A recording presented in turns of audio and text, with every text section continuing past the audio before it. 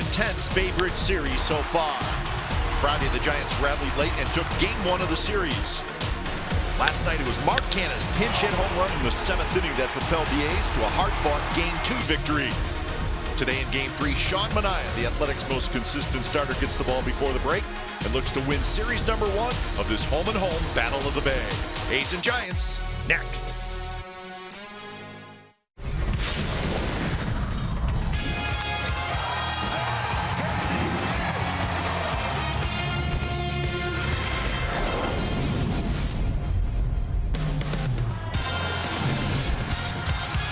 A's fans at AT Park, we love to see that. It's a beautiful day for baseball as these two teams wrap up the first half of the season. It is also the rubber game of the series with the big left-hander Sean Manaea taking them on for the Athletics. It is the A's and the Giants coming up on NBC Sports California, powered by Xfinity. Good afternoon, everybody, and welcome to Oakland A's Baseball. I'm with Dallas Braden. I'm Glenn Kuiper. What a ball game last night. The win for the A's got them 12 games over the 500 mark. And with the series on the line today, Dallas, they will send their wins leader to the mound, and that is, of course, Sean Manaea. Yeah, he's been the most consistent starting pitcher for the green and gold this year. And Kuiper's really settled into a nice little groove. Over his last 4 starts, he's 2-0 with a 3 ERA. Opponents hitting .231. Previous 9 starts before that, an ERA north of 5. So having settled in right now, and as you said, providing the most consistency out of the rotation, the A's do send Manaea out there in this rubber match in the Bay Bridge series. And he gets to hit. That's important. He gets to swing it. We're looking forward to that. Giants will send pretty good left-hander Andrew Suarez to the mound. So Manaea Suarez is your pitching matchup with the series on the line from AT&T Park. Lineups and first pitch when we come back.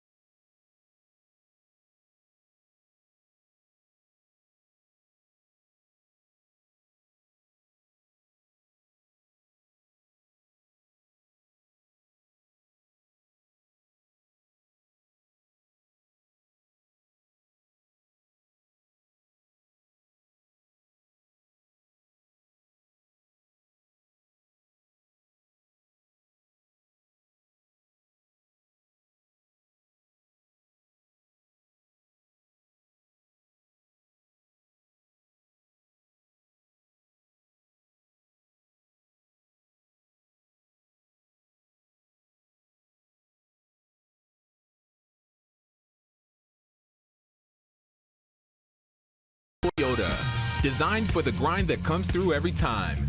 See your local Toyota dealer today. Toyota, let's go places. By Southwest Airlines, low fares, no hidden fees. That's transparency. And by Jack in the Box. Try the $5.99 Jack Spicy Chicken Club combo with toasted sourdough. New from Jack in the Box. Welcome back to AT Park. Game time weather, and we'll hold off on the game time weather. Give that to you in just a little bit as Andrew Suarez is ready to go, and he rocks and fires. And the first pitch of the game is in for a strike to Marcus Semien. So we are underway. Rubber game of the series here in San Francisco. Semien, Pinder, Lowry. We'll give you the rest of the A's lineup in just a moment. Facing Andrew Suarez. 255 the average for Semien, with 7 home runs and 33 runs batted in. Facing Suarez, the young southpaw for the San Francisco Giants, making his 16th career start. Game time weather presented by the Santa Cruz Beach Boardwalk. Get to the beach. The admission-free boardwalk is open daily. Nice day, a little breezy, 62 degrees.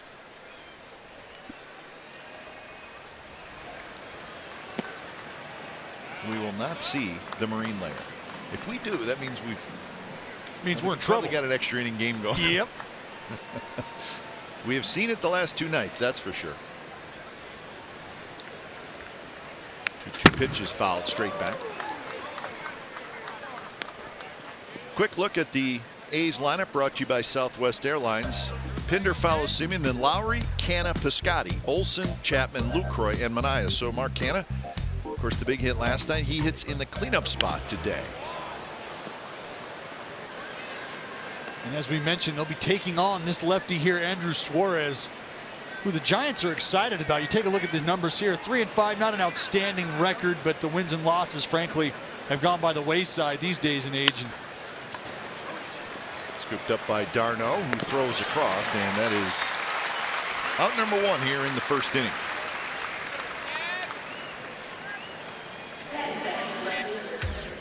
Giants defense has Hernandez, Duggar, and McCutchen in the outfield. Darno, Crawford, Tomlinson, and Belt on the infield, with Posey doing the catching.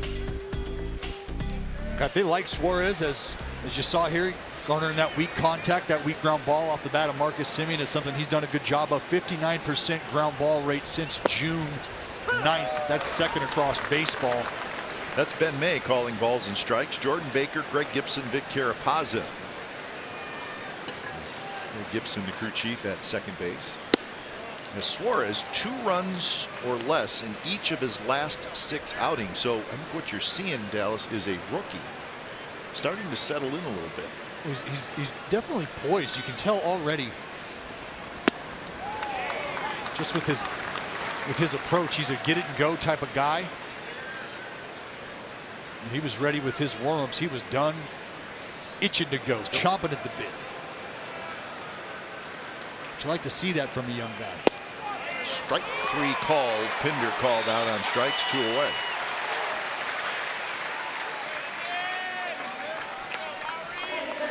So the first 9 for Suarez, scuffled around a little bit, but then the last 6 starts, he's been good. And talking to the Giants people, they said the stuff is pretty good, but there's a compliment given to a pitcher, maybe any pitcher, and it's said like this, Ray, or Dallas, he's not scared. That's right.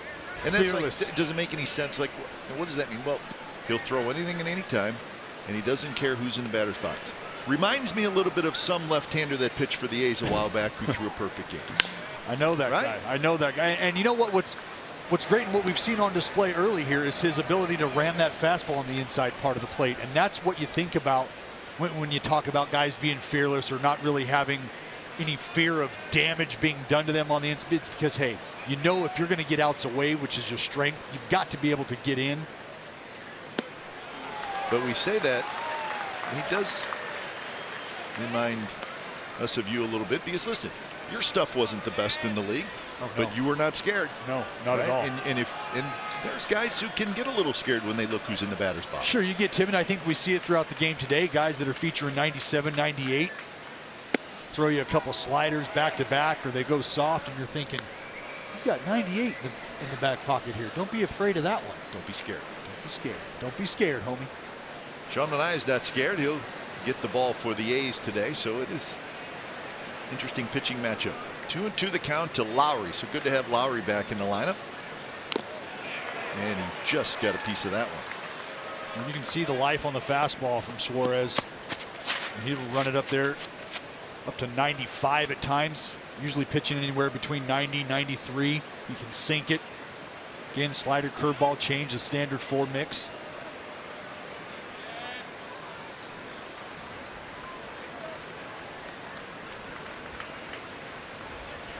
Two pitches outside. Suarez is 25 years old. He was a second-round pick in 2015 from the University of Miami.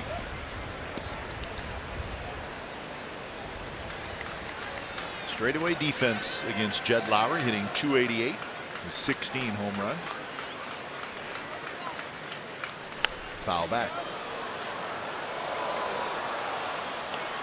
Not a big guy, 6 foot, 190 pounds, but lives in Miami, grew up in Miami, and stayed there to play his college baseball. Not a bad program. The U. The U. Some good hitting weather down there. That's for sure. So another 3-2. Suarez to the All-Star Lowry. And it's tapped in the hole. Crawford backhands, fires across, and they just get Jed Lowry. So Andrew Suarez with a 3-up, 3-down inning. Bottom of the first coming up.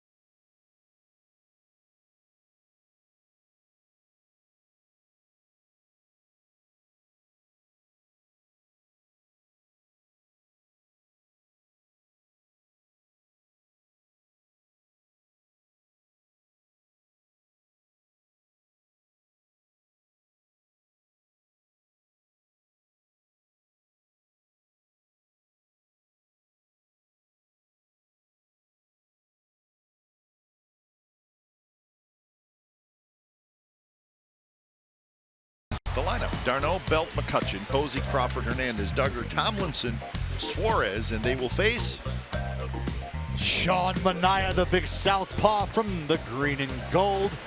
We mentioned Sean Manaea starting to settle into his own here right before the break, and really has been the hallmark of the Oakland A's pitching staff, the last man standing from the rotation really since opening day.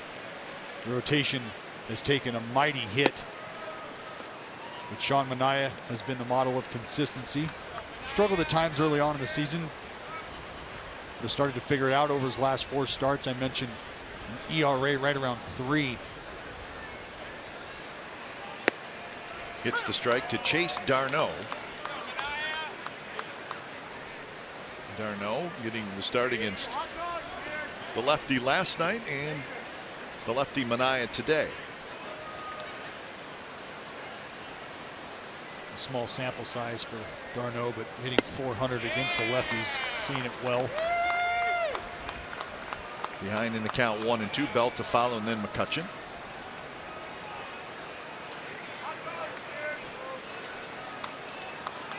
The Giants won on Friday night 7-1. A's won last night 4-3. And really, Friday night's game, even though the score was lopsided, it was a very tight game till the 7th inning. Yeah. And last night's game, that was a tight game, gosh, from the first pitch. It was a lot of fun last night. He's come out on top. Trevino, pretty good job last night. You go back to that first game and you think about that outstanding play from Pablo Sandoval down the line. Take away that would-be double. Ball game looks a heck of a lot different. That squeaks by.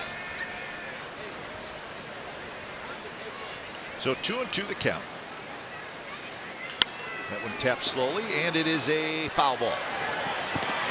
Chapman scooped it up, but Vic Carapazza called it foul. So this is the play that probably saved the game and maybe won the game for the Giants. Yeah, you can see Pablo range in full to his right. Lays out, tries to get back to the bag. Piscotty does a good job of hustling, getting back, but Lucroy thought he had himself a 2 RBI, at least double, taken away by the Panda. That was the second out of the inning, and then the A's could not score in that inning. But last night, a big home run by Mark Canha. Pinch hit home run. And that gave the A's the win. In his house, Kipe. Feels at home. Defensively, Pinder's in left. Canha feeling comfortable in center. Piscotty's in right. Chapman, Simeon, Lowry, and Olsen on the infield with Jonathan Lucroy doing the catching. 8th pitch coming up in this opening at bat. And that one's lined to right, down the line. That's going to be a hit. So Darno opens up the game with a line drive down the right field line. Probably a good approach against Manaea, would you agree? Well, it's a very good approach against Manaea. If you can, you're going to take it where it's hit. They're trying to go inside with this fastball here to crowd Tomlinson. And the former Red Raider out of Texas just does a great job of shooting this ball to the right side. Pitchcast brought to you by SoFi Modern Finance Company. Red Raider, Chase Darno. Or excuse me, I apologize. That was Kelby Tomlinson I was thinking about. That is not Chase Darno. Right. Apologies, jumped the gun there. We'll see Tomlinson a little bit later on. So he's a Texas Tech Red Raider. He is. Texas Tech's been on a nice little run in the College World Series. Well, you're a little bit older than he is, so it wasn't like when he made his recruiting trip there, you were the guy who picked him up at the airport and took him out. I didn't have anything to do with it. Showed him around town. Nope. Bunted in the air. Manaea grabs it. So Belt looked around. Chapman was playing the shortstop spot. It's probably a good opportunity to bunt, but it was a terrible bunt. Yeah, and Manaea just, right to him. Obviously, we see it happen a lot where guys want to let the catcher take it, or maybe an infielder that's crashing. You see the pitcher get out of the way, but this just a lazy little bloop right up to Manaea. And that always begs the conversation and the question. If you've got Brandon Belt squaring around to bunt, have you already won the matchup? That's the argument for you got to bunt to beat the shift. No, you have to bunt successfully to beat the shift. There's a big difference. Huge. Do you think Brandon Belt, when he was in college, was practicing bunting? Doubtful. Thank you. Now, he has done it a couple times this year, and it's worked. Just like anything at this level, it's all about the attention and the effort that you put into the craft. Absolutely. You see guys, and it doesn't matter where you're hitting in the lineup, whether you're in the lineup that day or not, inevitably the first 2 to 3 pitches thrown to a hitter during their BP round are a bunt drop to third baseline, a bunt drop to first baseline, and now you get your round going. And it just doesn't matter who you are, but it's about the attention to detail that's put in there. Swing and a miss. Off speed pitch, 1-2 to Andrew McCutchen. McCutchen hitting .263 with 9 homers, 40 RBIs. McCutchen 2 for 5 in the series with 3 walks.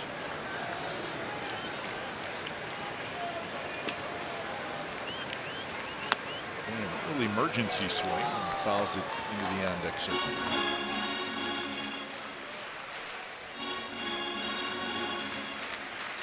Well, today any 95-mile-per-hour fastball is our fast pitch, brought to you by Xfinity, the fastest Wi-Fi at home and on the go. Xfinity may want us to get to the bullpens quickly. A little bit. They might see a couple pops from the lefty on the Giants side, but Sean Manaea is going to fly under that radar for the most part. Chapman scoops it up, fires to second for 1, Lowry on to first, and that is a double play. 5-4-3 double play. And that's how the bottom of the first comes to an end.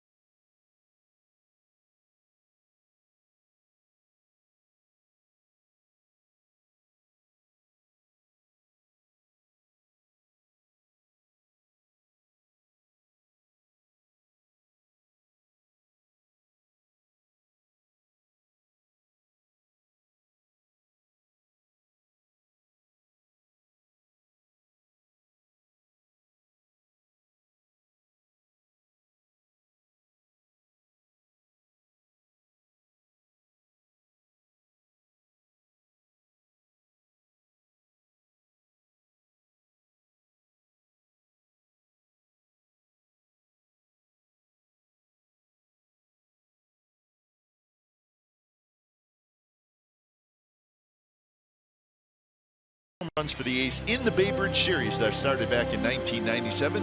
Here they are: Mark Bellhorn off Doug Creek, Matt Stairs in 1998 off Steve Reed. I remember that one. Adam Rosales off Barry Zito in 2010. Jake Smolinski with a big one off Javier Lopez in 2016. That was a big comeback by the A's here in this ballpark. And then, of course, Mark Canha last night against Tony Watson, and that ended up being a game winner. First career pinch hit long ball. And Mark Canha. Indeed, a long one. So that was home run number 12 for Canha. 38 RBIs.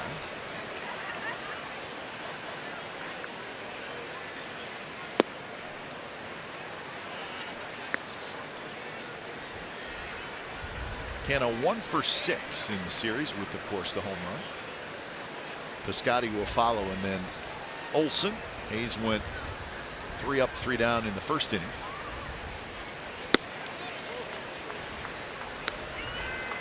You know, while Mark Canha isn't the super utility player that Chad Pinder is, he does still offer Bo Mel some flexibility in the outfield, moving guys around, facing the lefties.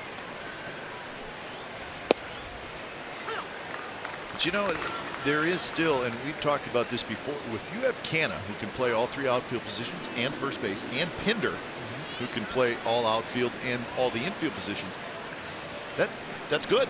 You don't need any more utility players. Right. You think about what a switch hitter offers the manager in a lineup. So speaking of pinch hit home runs, here are some of those that we just put on the list. That was the Stairs home run. It was a big one. And then this one, Jake Smolinski just went down and got it. That was a wild game that went back and forth. And then last night,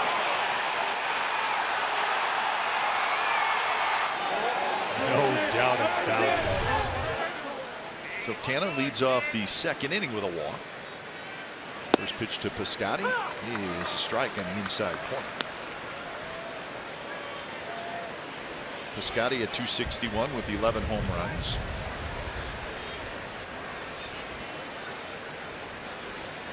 He is 3 for 8 with a couple of doubles in this series. Another strike. So you mentioned it in the first inning, Dallas, but Suarez not afraid to pitch inside. You've got to be able to get that ball inside, and that's what we're kind of seeing here. You know, he likes that slider as well. Likes to throw that slider off that fastball located inside. Looks like they're going to go back in, maybe in off. But there's 2 parts to that. You have to pitch inside, but can you pitch inside?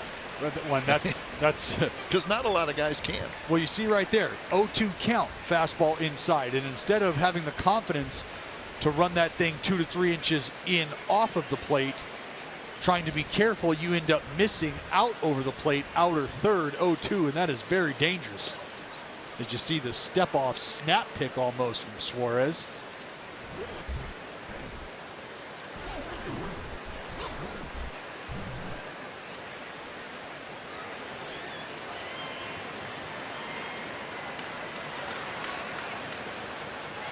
Piscotty tries to hold up, couldn't do it. There's another pitch down and in, and that's the second strikeout. Well, and Suarez working from the first base side of the rubber is trying to create that angle with the fastball and then with that slider backing up off it, like I said. And here it is, a 90-mile-an-hour slider with a little bit of depth on it. Piscotty comes up empty. That's pretty good velocity for a slider. It is. I mean, talk about shaping pitches, and it doesn't have a ton of loop on it. So here's Matt Olson, who takes a first pitch strike. Olson 0 for 8 with 5 strikeouts in this series, so he's looking for maybe a big game today.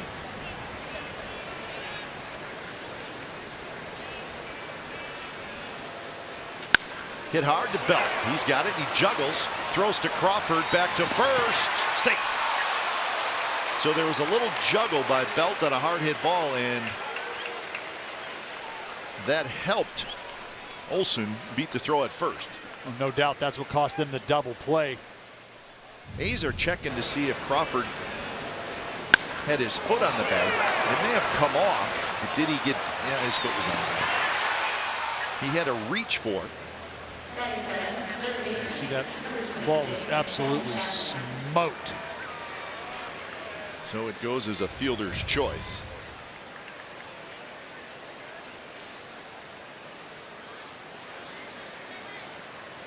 And here's Chapman. 246, Matt's average. Chapman is 0 for 6 with a couple of walks in the series. Love to get Chappie going, especially headed into the break. Give him a nice little push, nice little shot in the arm. That one's hit hard and it's foul. Not by much. Vic Carapazza called it right away.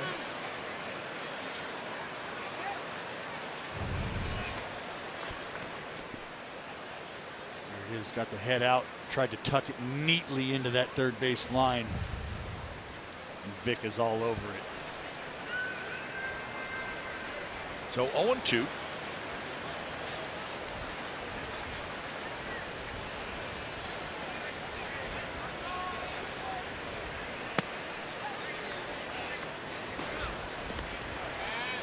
There's that sinking action on the fastball from Suarez.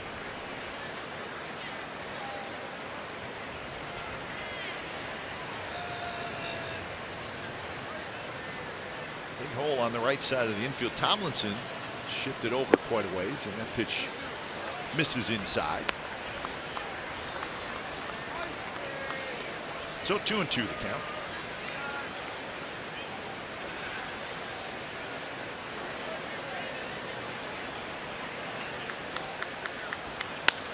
Driven to center. Duggar coming in. He's got it. Side retired, leadoff walk, but the A's can do nothing with it. Posey will lead things off when we come back.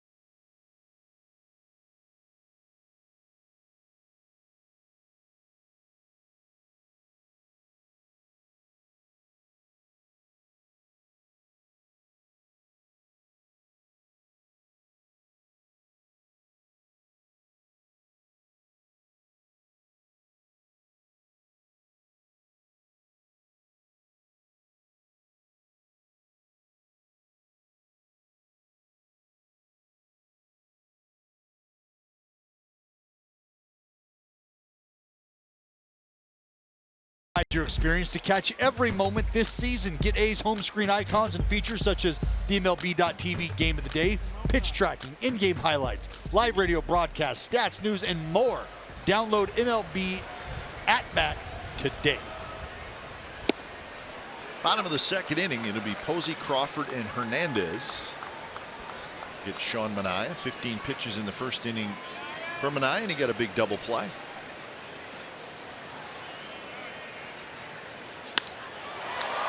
Toward right, Piscotty backs up, and he's got it. So one out. Kind of a cool moment earlier today. Had a little bit to do with Bob Melvin and some of his former teammates. Now, the Giants today celebrated their 1989 team, which, of course, went to the World Series and got swept by the A's. But watching closely from the railing was Bob Melvin.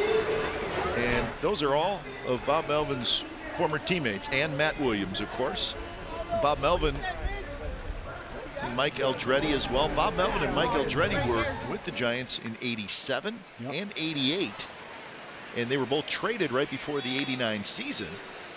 So they weren't part of that team, but they were teammates of all those guys that were out there. And Bob standing in his spot in the dugout, and he watched closely, he clapped, and then he went out and he met all the guys and they talked for a little while. It was kind of a nice moment. Well, it's just a good reminder about the brotherhood, the bond that occurs in this game as players and later as staff. Left field line could be trouble.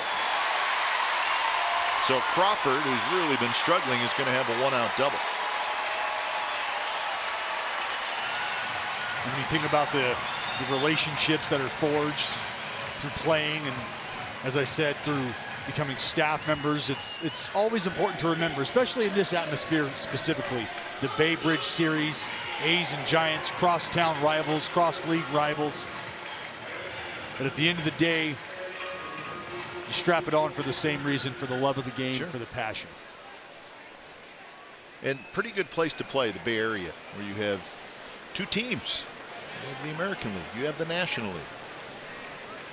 Two extremely passionate fan bases.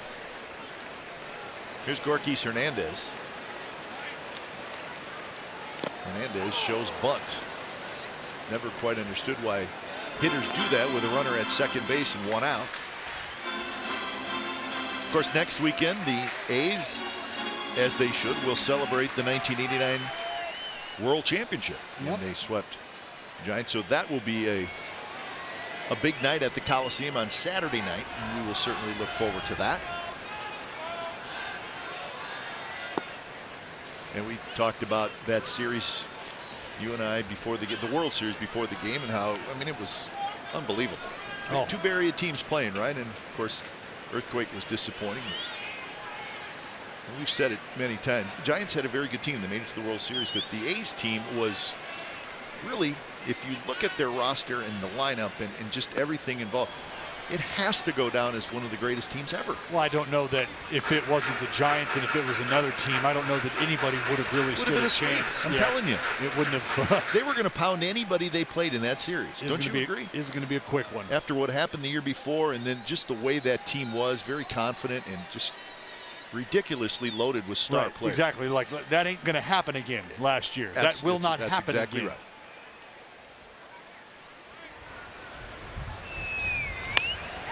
Piscotty hustling over. Piscotty's not going to get it. Falls fair. Crawford is going to come in, and he's going to score. But Crawford read it perfectly. He could tell it was not going to be caught by Piscotty, and the Giants have a 1-0 lead. Well, that ball is sliced and tailing away from Piscotty and dropping in. And Crawford off the bat can tell that this ball has no chance of being caught. He knows this ball is also going to check up. It's not like Piscotty is going to be able to run this down cleanly and make a strong throw to home. So Crawford's on his horse early. That's a good job of Gorkys Hernandez fighting that thing off. So Hernandez gets his 30th RBI. And here's Duggar.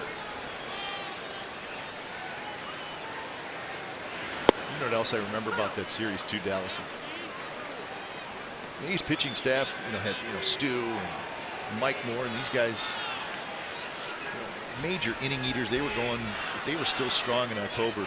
Oh yeah. and the Giants had some pretty good pitchers, but they were out of gas. So now you got a pitching staff that's out of gas facing the A's lineup. It was feasting time. Yeah, I mean, the last one. Fernandez runs, and he is out. So Luke Croy, a one-hop strike to get Gorkis Hernandez, and that's a caught stealing. Well, it's a beautiful job by Luke using the turf here to his benefit. That low skip, but an even better job by Marcus Semien to gather this ball off to his left-hand side and come back and apply the tag. And he does a good job of clearing his lower half here. You see that right leg, he spins that out of the way, avoid a helmet to kneecap contact. Just a great all-around athletic play by Marcus Semien. So he has thrown out 17 attempted base stealers this year. That's the most in the American League. Just don't do it. Just don't do it. 2-1 to Duggar. Duggar hits one to left. Pinder backs up, and Pinder, warning track, makes the catch.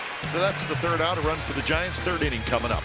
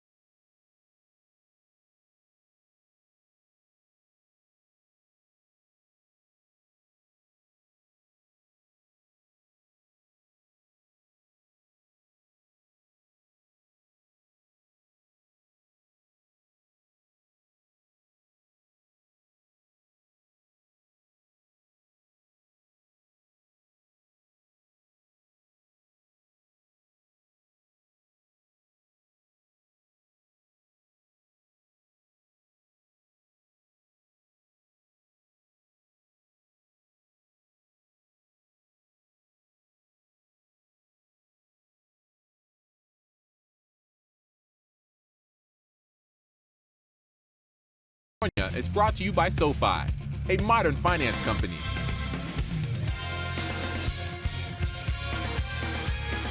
Take your time, Dallas. Take your time. Yeah. You don't want to rush down Lombard Street. Lots to see. Pay attention. Get off your phone. A lot of Stop traversing. texting. Stop texting. Do not text. Stop texting. Mixing a speed bump there? No need, huh? No, there is no need for a speed bump on Lombard Street. Luke Croy, Manaya, and Semien here in the top of the third.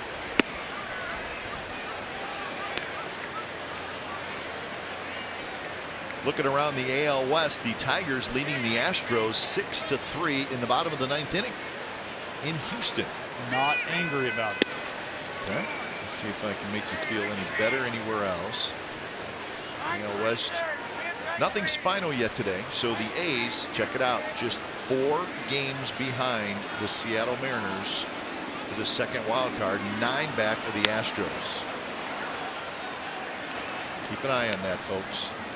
And look, it's not something to, you don't want to just completely write off any shot at a potential division race. I think it's understood what kind of team the Houston Astros are, Sure. what they're capable of. And realistically, you play this game one pitch at a time, one at bat at a time, one inning at a time. But you're looking at Seattle and you're thinking, you keep playing this brand of baseball, you make it right up there, no problem. Absolutely. You're in the thick of things, and who knows? You continue that trend, you never know how things shape up at the end of the year. Mariners and the Rockies are tied 2-2, bottom of the 5th inning in Colorado. So that's obviously a game we'll keep a close eye on. In Dallas, I looked at the second half schedule for the A's as we have hit the All-Star break. 65 games in the second half total.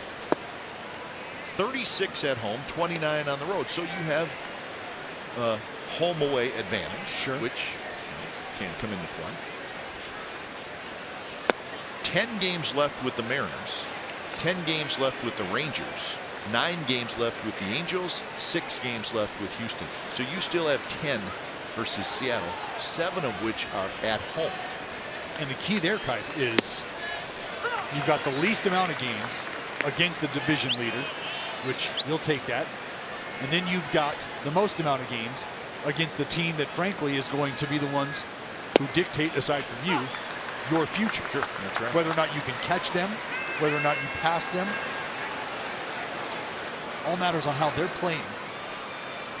And you've got the opportunity to affect them. You've got to like it. So right after the break, this is what the A's will do. Of course, they will host the Giants, and then on the road, 4 at Texas, 3 at Colorado. Come back home, Blue Jays, Tigers, in a 2-game series against the Dodgers. This one bounced. Tomlinson scoops, flips, and Manaea is retired. But right after that, this is where it's really interesting, Dallas. August 13th, 14th, and 15th. A 3-game series here, or not here, at the Coliseum against the Seattle Mariners. 2.5 weeks later, the Mariners come to the Coliseum again for a 4-game series.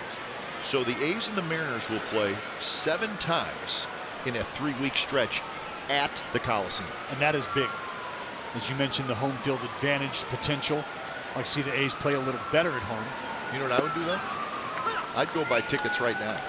Well, it's going to be, just saying, it's going to be a good time. This is when baseball really starts to matter, really starts to heat up. And again, just the opportunity to be able to stare the team who can dictate your future right in the face across the field. 4-game stretch, down the stretch. Yeah, it's good stuff. So the second half has a chance to be very exciting. Exciting and important. Strike 3 called on the inside corner. 4 strikeouts through 3 innings for Andy Suarez. 1-0 Giants.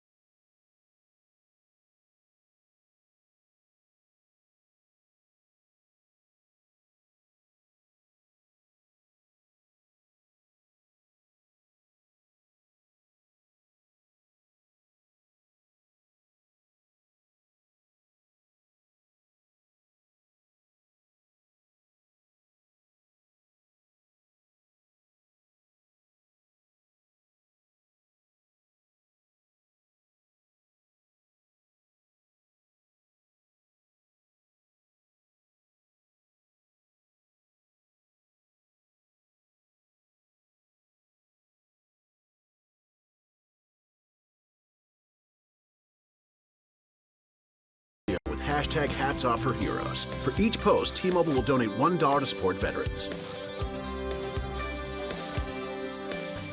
Beautiful day at AT Park with the Giants leading 1-0 There's the Texas Tech Red Raider, Kelby Tomlinson. There you go. Right on time. Did that for you.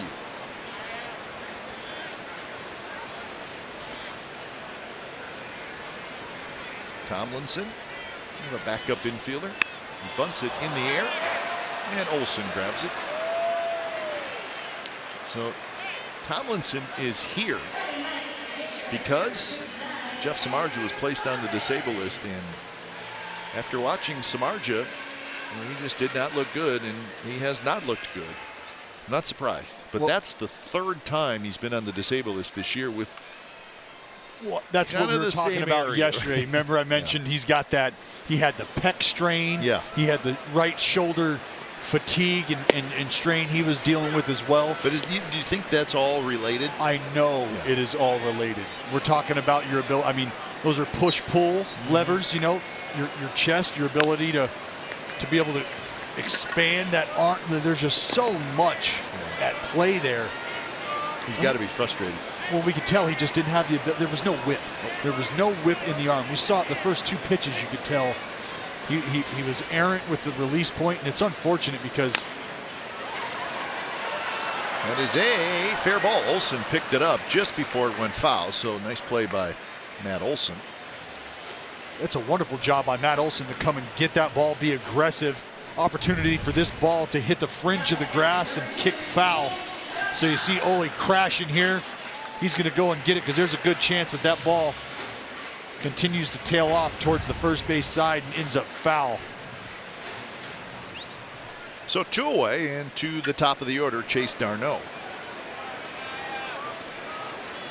Darno had a couple of hits last night in the start, and he opened up the bottom of the first today with a base hit to right field.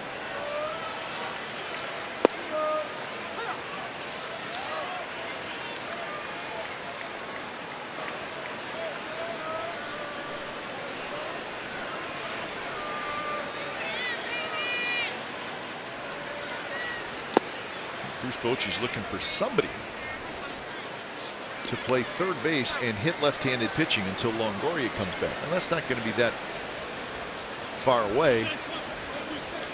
But Sandoval, who is a much better hitter from the left side, he just struggles right-handed. And Alan Hansen the same thing. Yep. So sometimes you just look for anything, and the Giants called up Darno from AAA, where he was and he's been around. I mean, he's not going to be the answer to any of your problems, but he's having a big year in AAA. Hey, see what he can do for a couple weeks. Give him an opportunity to come up and be that stopgap, no doubt. Very high to left field. Pinder looking up, waiting, and he's got it. So good inning for Sean Manaea. 3 up, 3 down, and we are moving to the 4th.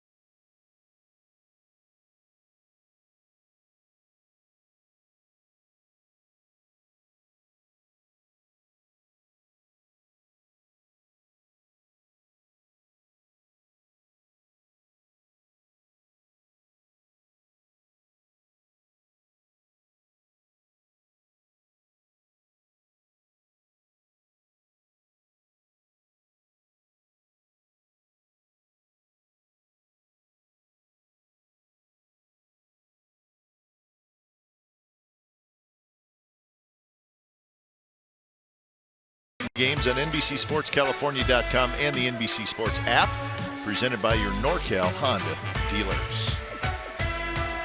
Rubber game of the series.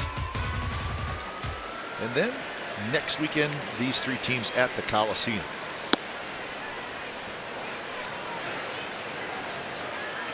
Could be that we see Sean Manaea again next Friday night. See how Bob Melvin sets up his rotation for, or at least to start the second half. Well, that's the thing. You can start to manipulate some things for the second half. I would imagine that the Giants would probably start Bumgarner. You would think. Yep. It'll be Friday night, Saturday night, and Sunday afternoon at the Coliseum. You know what I would do? I'd get my tickets. Get them now. Tomlinson backpedaling, and he makes the catch. Get your tickets, get the tailgate menu planned out. Fireworks on Friday night. A's will celebrate the 1989 World Championship team on Saturday. Bobbleheads giveaway on Sunday. Yeah, Ricky Bobbleheads. You know what I would do? I get tickets for all three games. Why wouldn't you? Just saying. Pretty solid series, huh? Just keep it rolling. Keep the party going.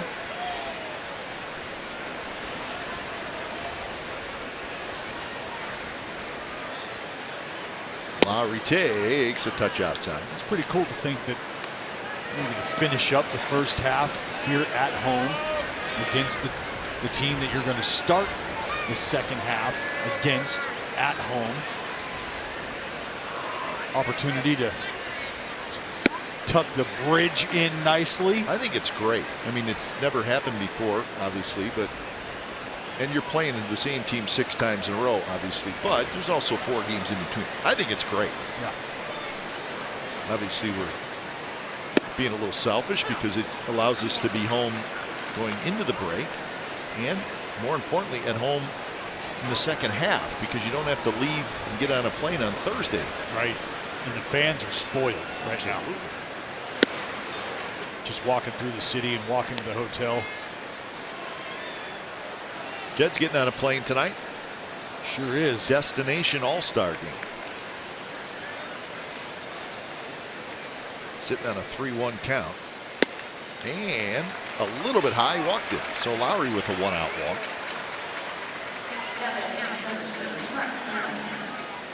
So 2 walks as far as the A's do not have a hit yet, but this would be a good time to string a couple together.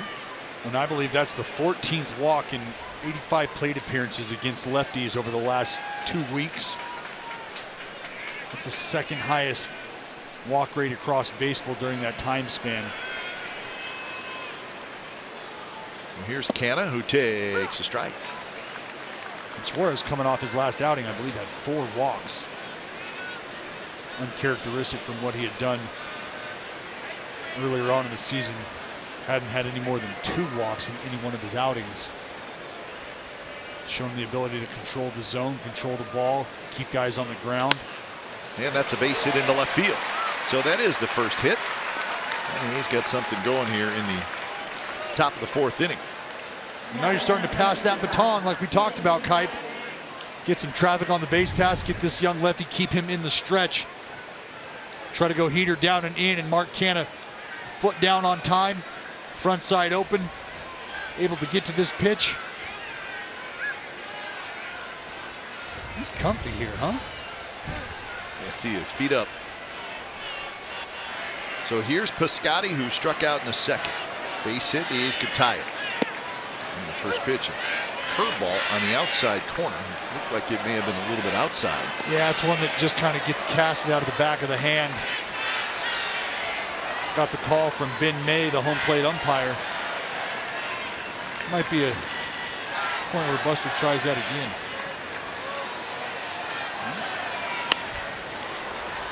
Went in a little bit, 92 miles an hour, but it's an 0-2 count now to Piscotty with Olson waiting in the on-deck circle.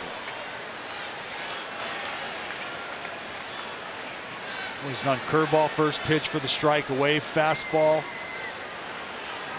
In, fouled off. How about that? Not 0 good. for 16 with runners in scoring position. Not good. Luckily, last night The A's got the big home run, which kind of eliminates the runners in scoring position struggles, but they were 0 for 10 last night. Home runs will do wonderful things.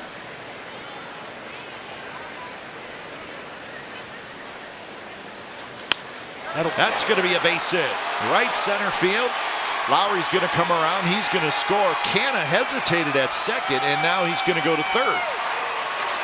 So this ball game is tied at 1.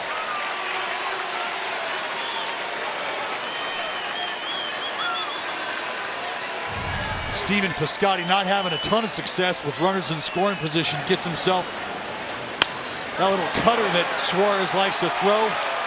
90 on the inside part of the dish, and Piscotty just able to fight this off the hands over the head of Tomlinson. And Jed Lowry comes around to score, and you mentioned Canna kind of hesitating at second base, makes his way over to third. So first to third action for the A's, run around. So the hitter is Olsen. So it all started with a walk. It always does. Those leadoff free passes always come back to bite you.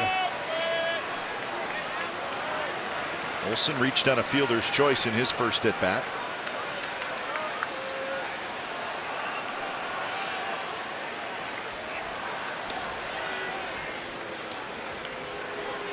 For Piscotty, that's his 45th RBI of the year.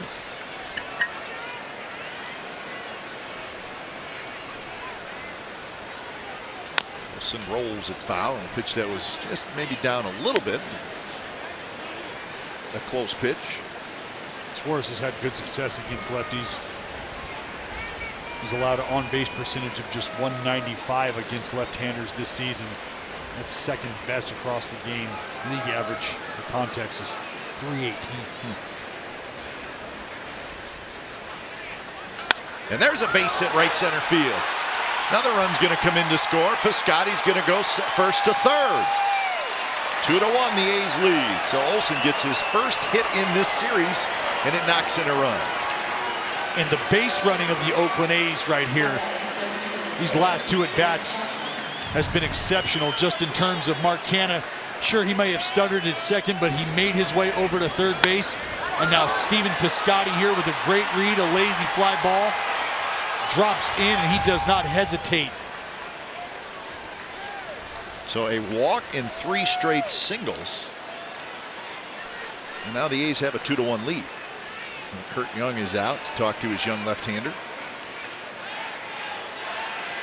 Well, this is just an effort to try to slow the game down right now for the youngster. So the hitter is Chapman.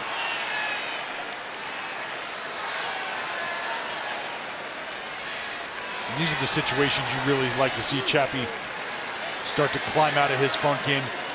Under 200 with runners in scoring position. Just 205 against the lefties. First pitch is a fastball low.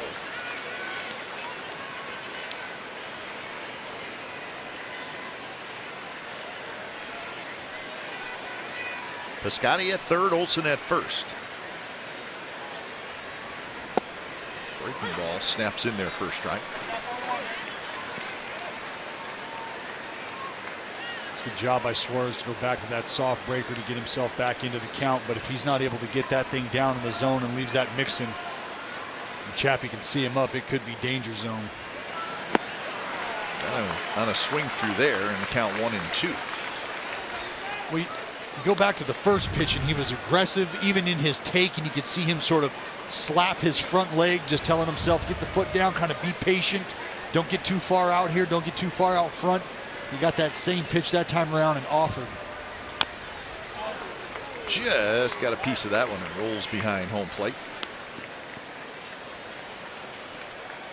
So you can see Chapman aggressive, looking for that fastball, looking to do damage. Luke Croy waits in the on-deck circle. Tomlinson can't get it. Another base hit the other way. Olsen's going to round second. He's going to go to third. And again, it's first and third, and the A's lead at 3-1. Well, this is just a clinic right now, Kipe, on how to keep that party going, how to keep that line moving. You take a pitch, you don't try to do any more than you can with it at the moment in time. 93 with some arm side run down and away in the zone from Suarez.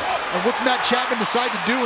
Instead of trying to get that ball out in front and hook it, he lets it get deep, travels, keeps his hands back, shoots it to the right side, and Matty O picking him up and putting him down around the sacks over to first to third for the third time in a row for the Oakland A's.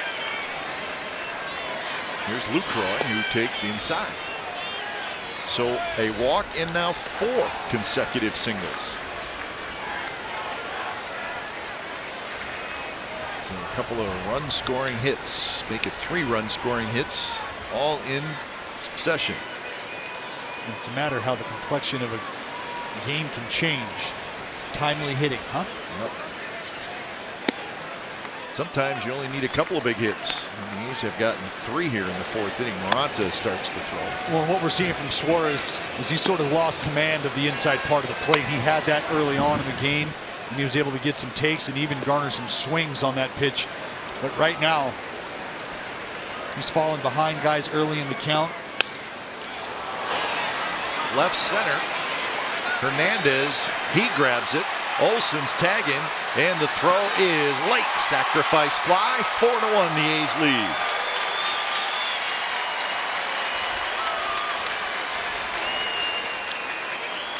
So another good at bat. Lucroy gets that same fastball down and away. This is just off the end of the bat for Luke, but gets it out there far enough to allow Olsen to score. So RBI number 26 for Lucroy, and Chapman alertly tagged up, and as he watched the throw come in, probably got a pretty good idea that he had a chance to be a relatively close play, and he took off and tagged up and went to second. Well, it's been a great base running clinic this half inning by the Oakland A's, going first to third, some good reads. Now here the opportunity, even if you end it with Sean Manaea here, you flip that lineup back over next time around.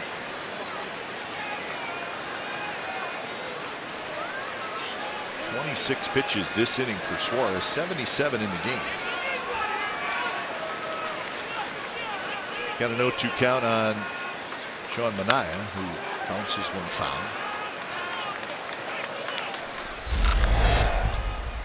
Take a look at the lefty last night, Brett the Threat Anderson. Nice little fillet job out to left, huh? Hit a ball the second time up on the screws as well, a line out to short. Up the middle, Tomlinson's going to have to hurry. His throw is in time. As Chapman was coming around, Chapman was going to score if Manaea could beat it out. That did not happen. Sean Manaea's shaking his hand. Ow, he said, it hurts. Big inning for the Athletics. They scored 4 times, 4 consecutive hits. Bottom of the 4th coming up.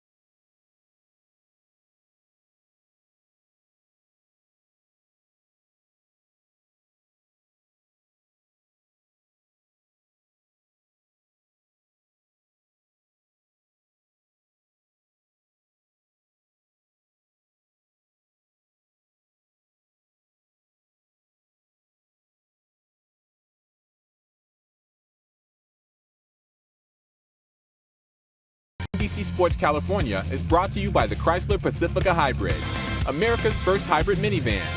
Test drive one today.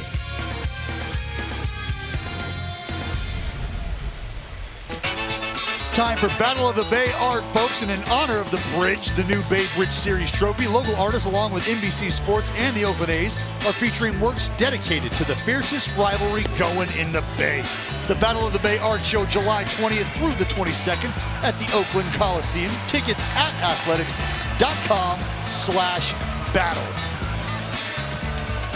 Some of the photos from the art show here in this ballpark. Good stuff. Raleigh and Reggie.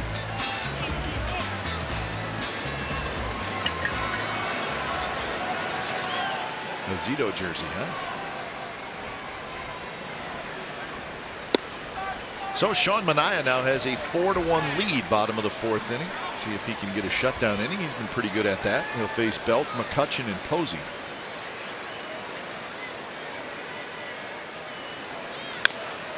Well, it's quickly 0-2. Belt tried to bunt in the first inning and he popped it up and Manaea caught it.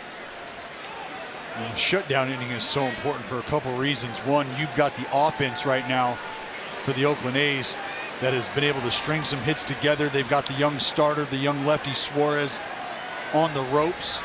But for Sean Manaea, broken back. Chapman, he's got it, playing near the shortstop spot, and Belt is retiring. Belt did not get a complete game last night. He couldn't believe that he was called for a swing by Greg Gibson and had a little bit of an argument. he did. He did. I'd like to say it was borderline, but I'd like for you to believe me when I speak as well, and that is not really close. And Brandon Belt was going to let him know about it. But you know, after the game, they talked to Boch about it, and he said, you know, they gave him fair warning. They gave him enough time. Sometimes you just you got to let that one ride. You got to let it go. It's hard to do, but you're right. You got to go to your position and forget about it, which is easy for us to say. But I appreciated every bit of the snap on Belt's part. The glove toss down. He was not happy. But if you're angry like that, and you're pretty sure you're right, and then you know what happens. You go down to the video room and you look at it, and now you have full verification that you were right. And then you go out there and the umpire says, it was a swing, you went, I know you did.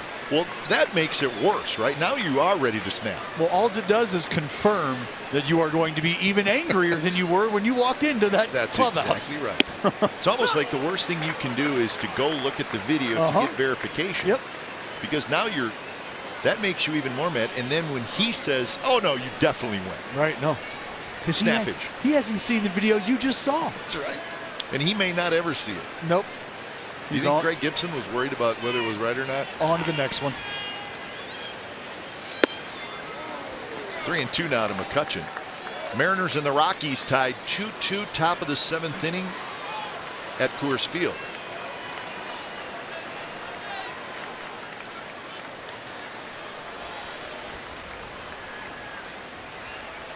Three-two pitch to McCutchen, and he walked it. Well, McCutchen walks for the fourth time in this series. That's the first walk by Manaea. He does not have a strikeout yet. Well, the Tigers beat the Astros. The final score there is 6-3. There's the American League ranks for Sean Manaea. He's not a guy who walks a whole lot of people. Well, and if you're around the strike zone, I think the success that Sean Manaea has had this season, I'm sure he went through a tough little stretch. But if you're throwing strikes and you're around the zone, that not only helps the guys behind you defensively, but it helps you continue to stay in a groove. You let the defense work for you. The swing and misses will come. But you've got to be in the zone. 1-1 the count to Posey. Verlander lost that game for the Astros. He struck out 12 in 6 innings, but he allowed 4 home runs. So Verlander is 9-5. He will go to the All-Star game when he's not going to pitch.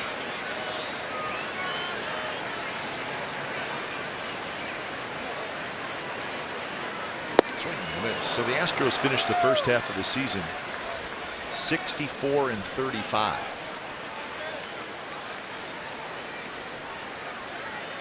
Indians beat the Yankees 5-2. That is a split of that 4-game series between two of the better teams in the American League.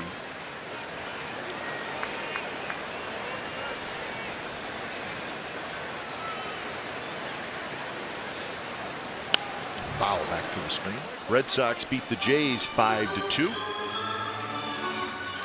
So Red Sox scorching hot going into the break. They win 12 out of their last 13 to finish up the first half. They had the big comeback yesterday against Tyler Clippard. That's right. So with the Red Sox winning, the Yankees losing, it's now a 4.5-game lead for the Red Sox in the East. Stretching that out just a little bit. Starting to create a little separation. And Posey went around. He tried to hold up on a pitch down and in. He couldn't do it. Ben May called it. And it looked like he did indeed go. Well, we've seen Sean Manaea try to work that changeup down and in. Feel like that might have been a rare slider against a righty for Sean Manaea. Something we haven't seen a ton of. So 2 outs. Here's Crawford. So Dallas, J.D. Martinez finishes the first half of the season with a .328 average, 29 home runs, and 80 RBIs. Good player. Now, when we say first half, we mean obviously before the All-Star break and after the All-Star break. It's not really. The amount of games is certainly not split in half. Teams are closing in on 100 games at this point, but pretty good free agent signing. Kai, can you go ahead and repeat that last number? 80 RBIs. 80. 2-0 now to Crawford. Orioles beat the Rangers 6-5.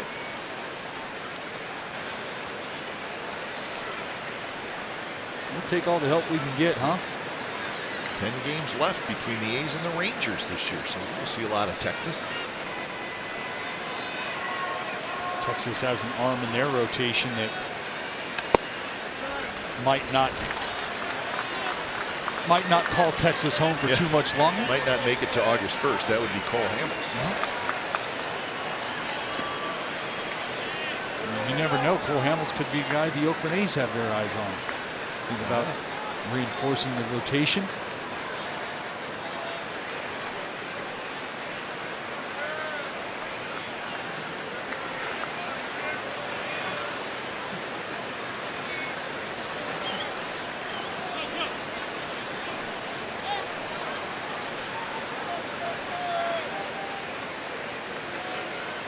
There's a strike on the outside corner. So 3-1.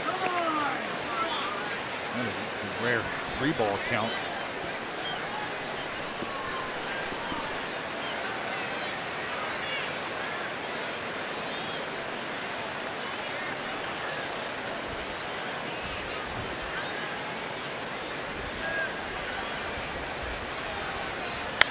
Crawford fouls it into the upper deck. First row, and then it bounces past our level and all the way down to the lower level. So just when you think you don't have a shot at a foul ball, it bounces all the way down. Thing ain't done yet. Don't give up on it. Don't ever give up on it.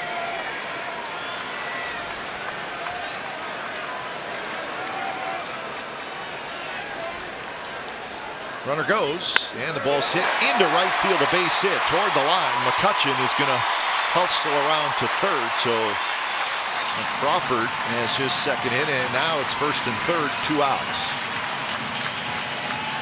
We can see the Giants looking to put the offense in motion, trying to create some action. Brandon Crawford starting to get it going here. It's a breaking ball away. Little slider that stays up just enough for Crawford to handle this thing, and McCutchen Going first to third.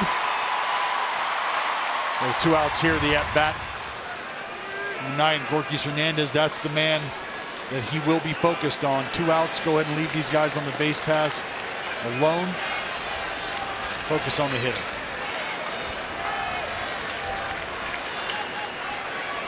Hernandez, an RBI hit in the 2nd inning.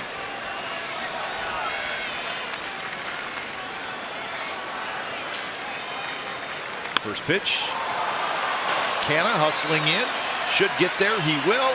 And he's got it. So Gorkys Hernandez goes after the first pitch and flies out, and the Giants strand a pair. 4-1 A's after 4.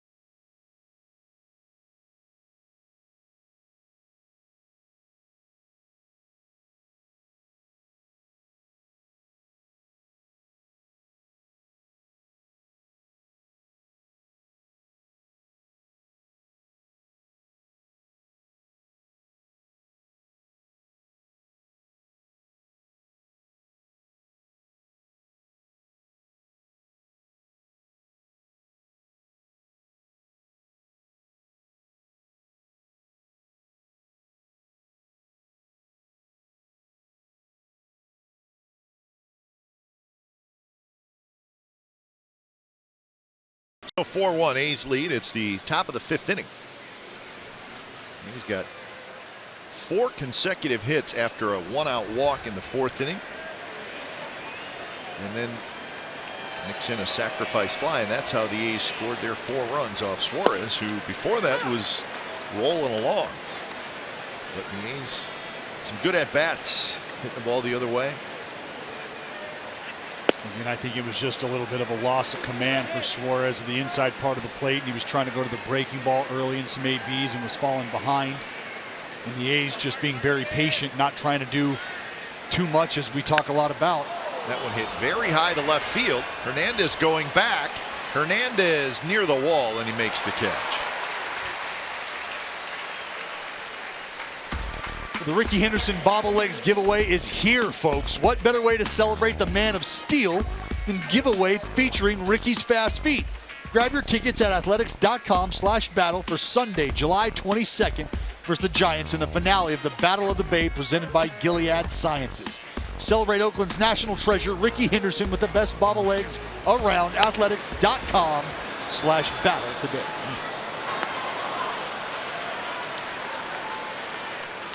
Chad Pinder 0 for 2 with a strikeout and a pop out to second.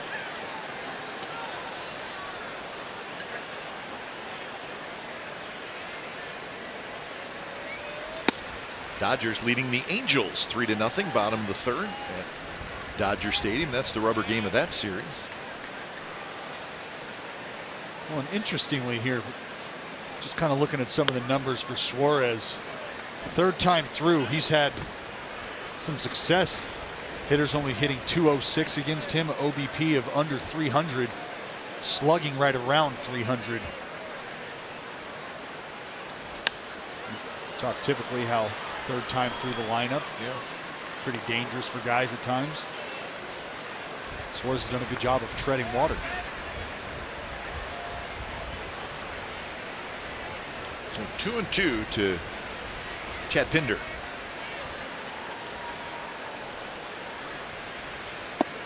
Strike 3 called on the outside corner. So that's the second out. This is a good job behind the dish, Buster Posey.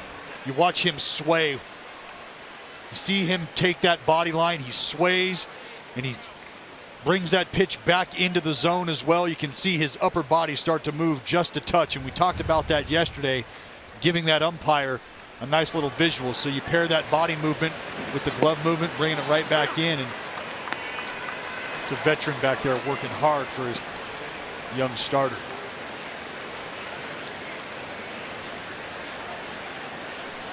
Third at bat for Lowry. And the big walk that started it.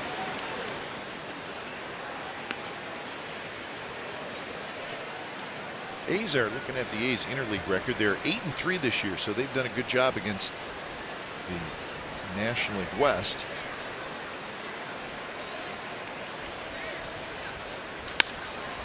Duggar going back. Still going back, but there's room out there, and he makes the catch. So Suarez bounces back, has a 3-up, 3-down inning. Bottom of the fifth coming up.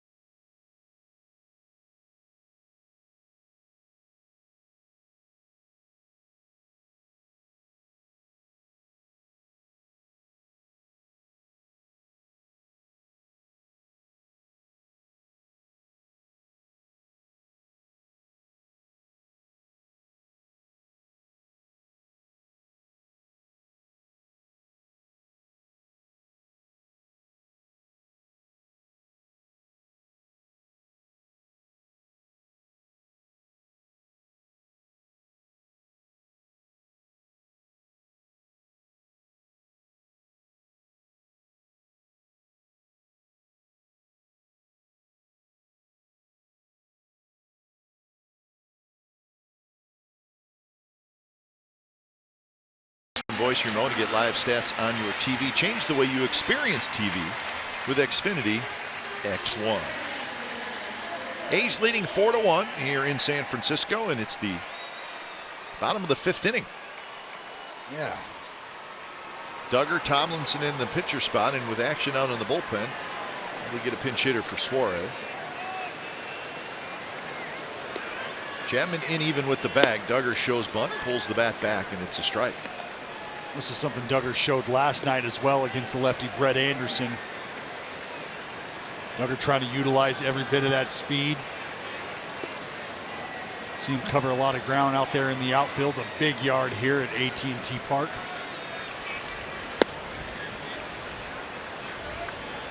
One and one the count. Duggar hit a ball to left field in his first at bat. Morata was up briefly earlier in the game. He's up again. 1-2. One walk, one strikeout for Sean Manaea.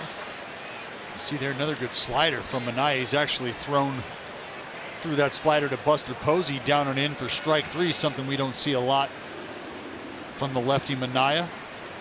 Got a good feel for that pitch today.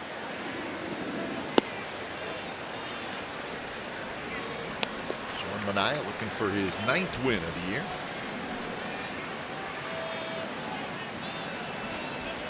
We talked about it at the top of the broadcast in the open. Sean Manaea, the only arm standing from the rotation opening day. So hit on the ground, right to Lowry. Duggar's out. And I think we've seen Sean Manaea before our very eyes endure some maturation. Absolutely. He's evolved. You know, he went through a tough stretch where he was trying to figure out how he was going to get back to what he had done early on. He was walking guys, balls were up in the zone.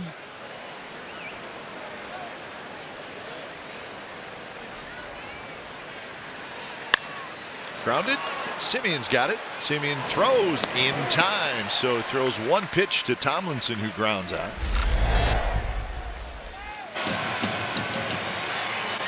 Well, we all know about this. April 21st against the Red Sox, a no-hitter. Well, you love to see that, don't you?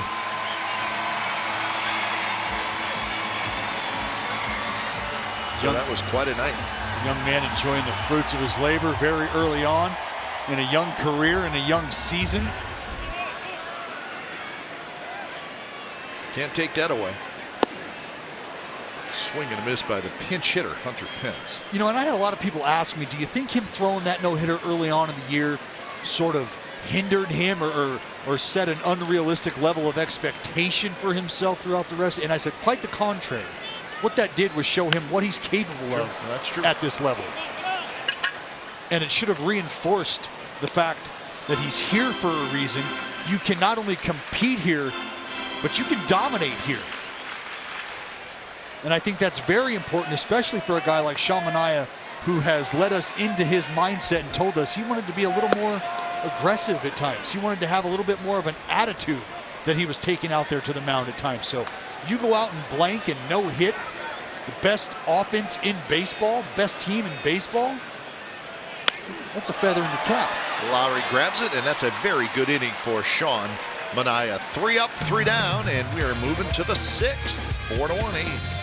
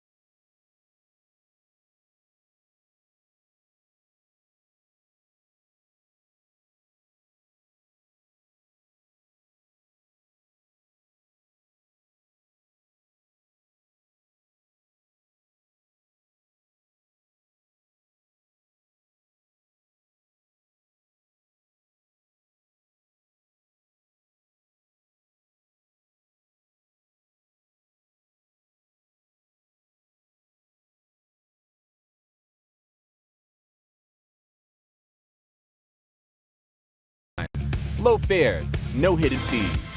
That's transparency. So it is the top of the 6th inning. And the new pitcher for the Giants is Reyes Moranta. And the first pitch to Mark Canha is a little bit inside. When it's time for change, think Speedy Oil Change and Auto Service. It's your trusted oil change, tune-up, and brake expert. So Moranta having a good season, 5-1, 1.76 ERA.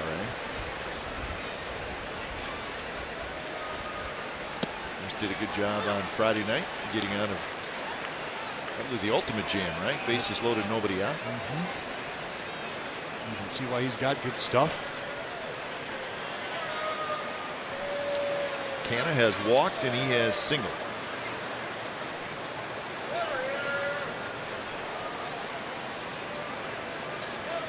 There's that slider.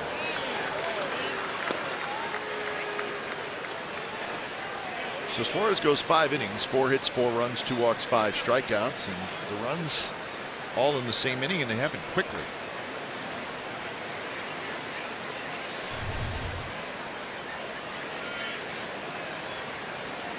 I have to believe it was just a matter of him losing command for a brief moment. I saw that inning kind of snowball on him. Take a look at the fastball away from Morantos, though. Heater up and out.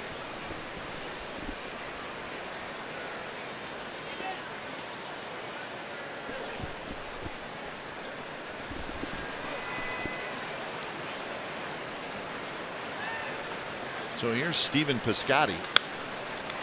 Piscotty fouls one right side. You talk about leaders of this team and the impact that some of these guys in the lineup have had. You have to think about Stephen Piscotty and what he's meant to this team, and obviously the tribulations that he has experienced throughout the beginning of this young season. The relocation out here to the East Bay. So quickly 0-2. But seemingly having dealt with all of that about as well as you could expect anybody to.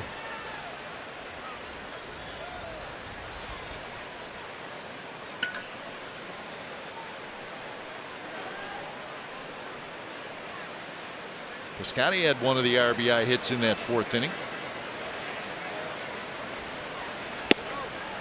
97, a little bit outside.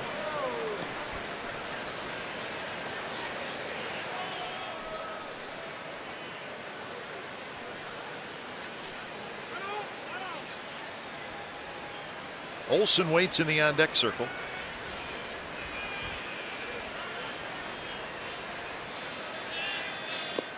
Piscotty, did he hold up? Yes, he did. So I mentioned the interleague stuff with the A's being 8-3 in interleague. They still have 3 at Colorado, 2 versus the Dodgers, and of course the games versus the Giants next weekend. So you still have to make the trip to Coors Field, which is never easy. Tough place to play. Rockies, pretty decent team. This one's hit deep, left center field, and that baby's gone. 5-1, the A's lead.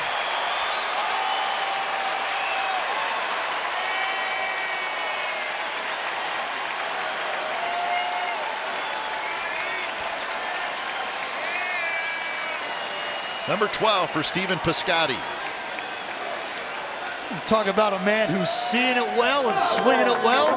Piscotty, stay high, Kite. Gets a little mixer right down Broadway. Foot down in time. Short to it, long through it. A nice little high finish for Stephen Piscotty on the backside. All aboard. Next stop, Pound Town.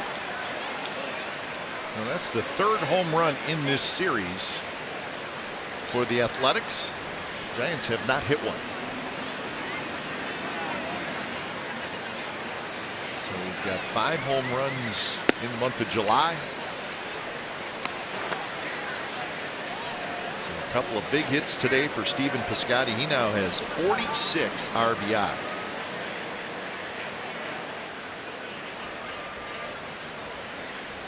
Olsen takes a bit outside, so that was a slider that just kind of sat there. Didn't break, didn't slide, kind of spun a little bit. You throw one of those to a power hitter, you're probably asking for trouble. Well, that's the thing that Stephen Piscotty has done so well as of late, is take advantage of those mistakes in the zone.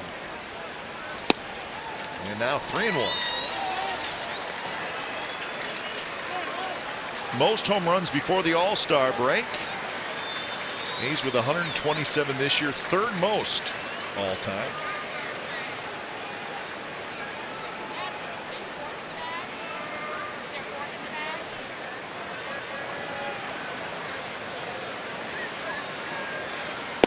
And he misses outside, so Olsen with a walk.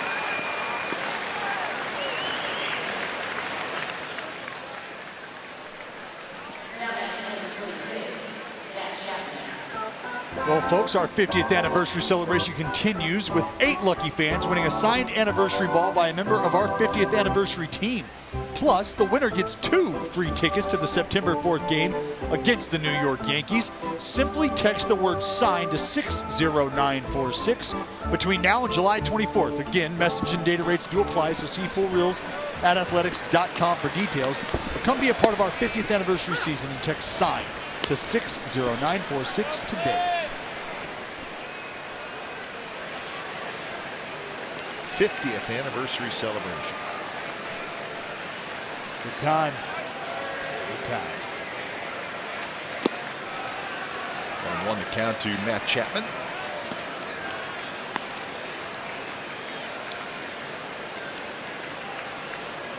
Chapman has lined out, and he had an RBI single.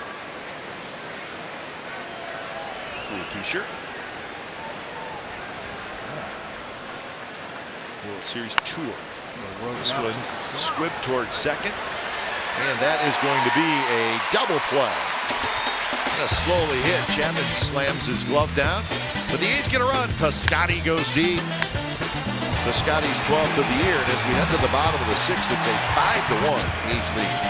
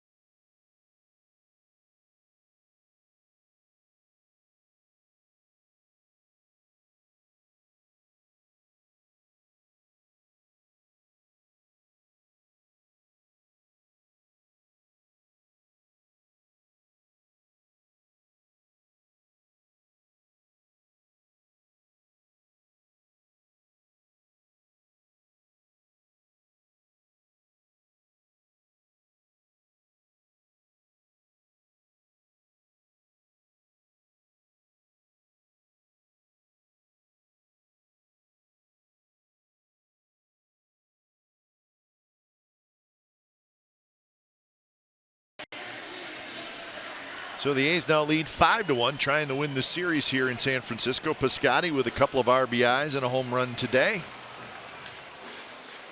And Sean Manaea has been good so far. 5 innings, 4 hits, a walk, and a strikeout. And again, it's about that soft contact from Manaea. Trying to keep the balls on the ground if he can. So top of the order for San Francisco, d'Arnaud, Belt, and McCutchen. And bunt attempt, but pitch is inside, so it's a ball, 1-0.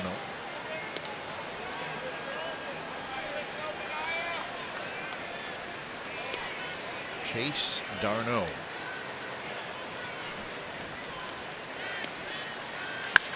Drives this one to center. It's hit pretty well. Canna's back. Canna near the wall, and it is gone. Chase d'Arnaud with the Giants' first home run in this series to make it 5-2.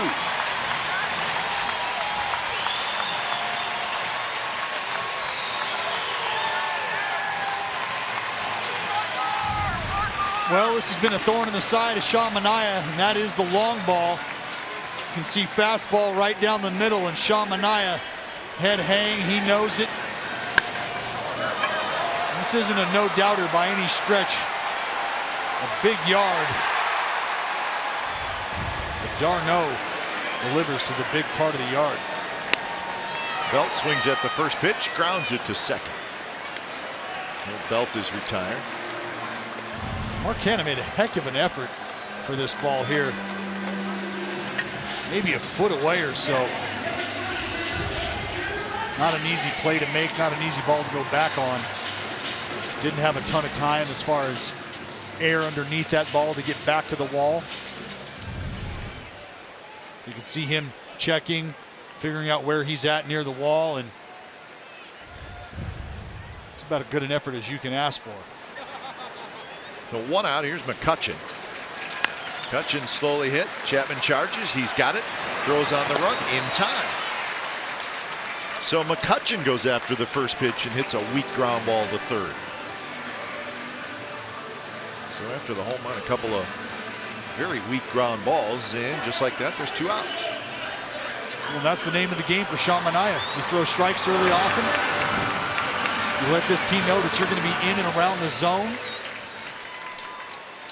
Ray Black start to throw out in the Giants bullpen. So here's Posey, who has hit a fly ball to right field, and he has struck out.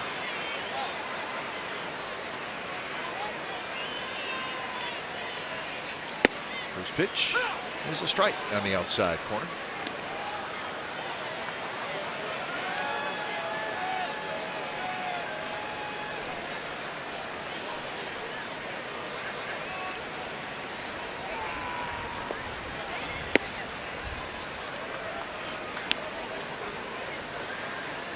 Sean Manaea 18 for 22 on first pitch strikes. That is absolutely getting it done.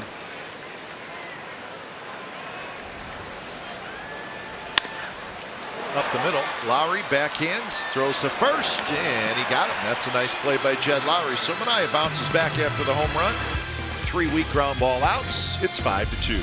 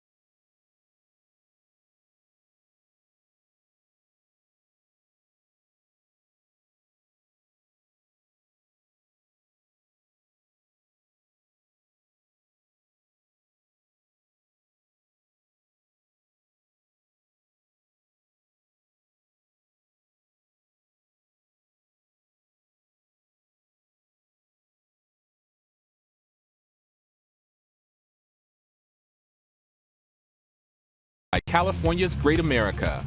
It's amazing at California's Great America, with roller coasters and water slides, all for one price.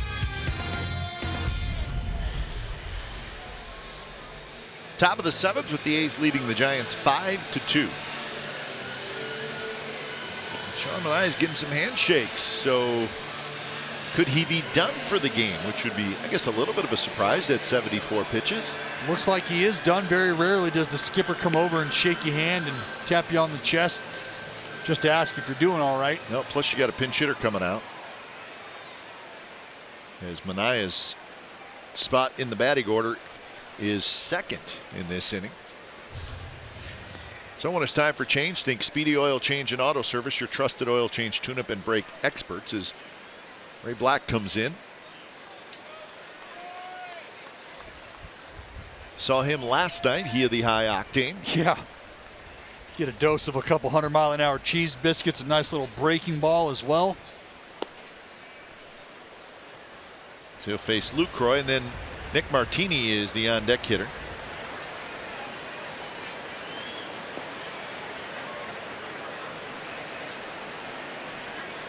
Lucroy with a strikeout and a sacrifice fly. And now it's 2-0. Moranta goes an inning, gives up the home run to Piscotti.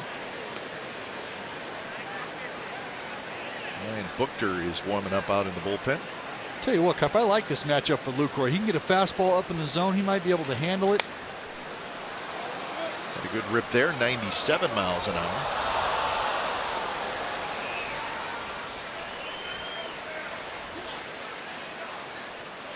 Mariners and the Rockies still tied 3-3. That game in the top of the 8th inning. Well, the Rockies got a run in the bottom of the 7th to tie it up.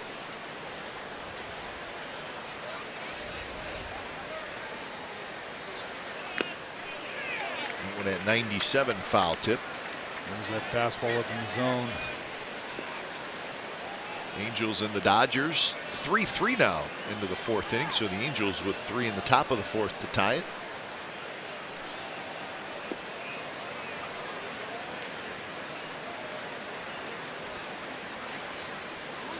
Swing and a miss, struck him out. So Lucroy strikes out.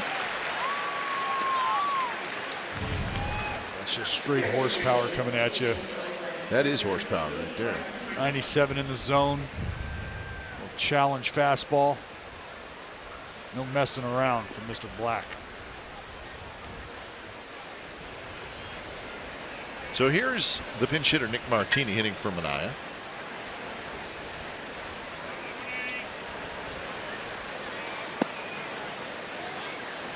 Well, with Interleague being AL West, NL West, the Giants actually have a chance to help the A's a little bit. They still have 2 games against the Seattle Mariners and 2 games against the Houston Astros. So we could ask for a little help there. Yes. If they go to Seattle and if the Astros come to this ballpark.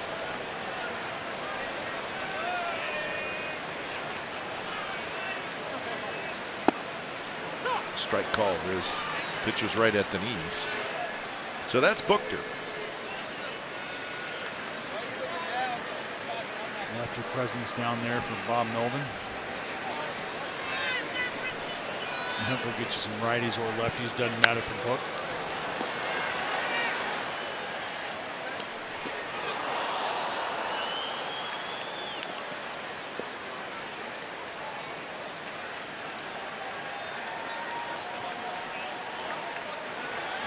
So 6 innings for Sean Manaea. And a chance to get his 9th win of the year.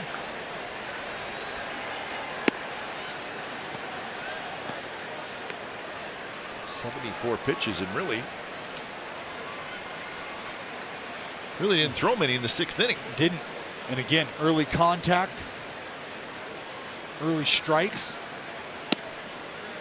Which kind of, I mean, I'll be totally honest, kind of leaves me a little surprised that Manaea is out of the ball game. You think about, again, heading into the All-Star break, he's going to have some time to rest up. The bullpen has had a lot asked of it. They've answered. High fastball, and that is a swing and a miss. So Black back-to-back strikeout. What do I do with a foul ball? What do I do? What do I do? She's excited. What do I do? Oh, yeah. She wanted to catch it again. She had so much fun the first time. She was going to practice a little bit. Yeah. I can do this.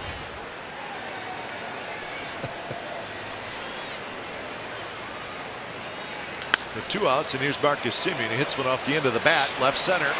And it's going to be Tomlinson, the second baseman, who makes a nice sliding play. So 3 up, 3 down inning, and we have reached the 7th inning stretch.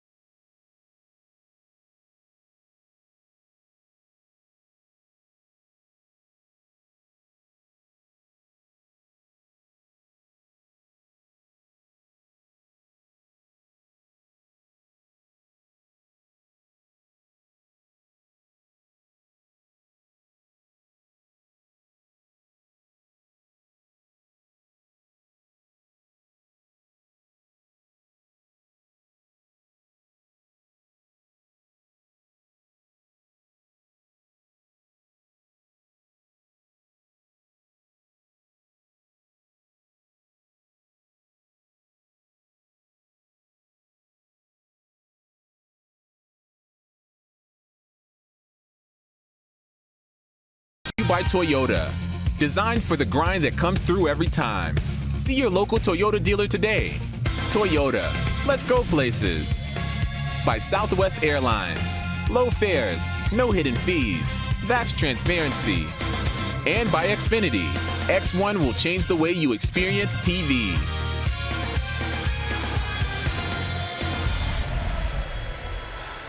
Time 5-2, excuse me, Dallas. Time for the Battle of the Bay. Next weekend, the Giants make their way to Oakland to open the Bay Bridge Series, presented by Gilead Sciences, starting July 20th. The 3 days are packed with giveaways and promotions, including 80s fireworks on Friday, an 89 World Series champion team reunion on Saturday, and a Ricky Henderson bobbleheads giveaway on Sunday. So come out and grab yours at athletics.com/battle. It's time to defend the Bay.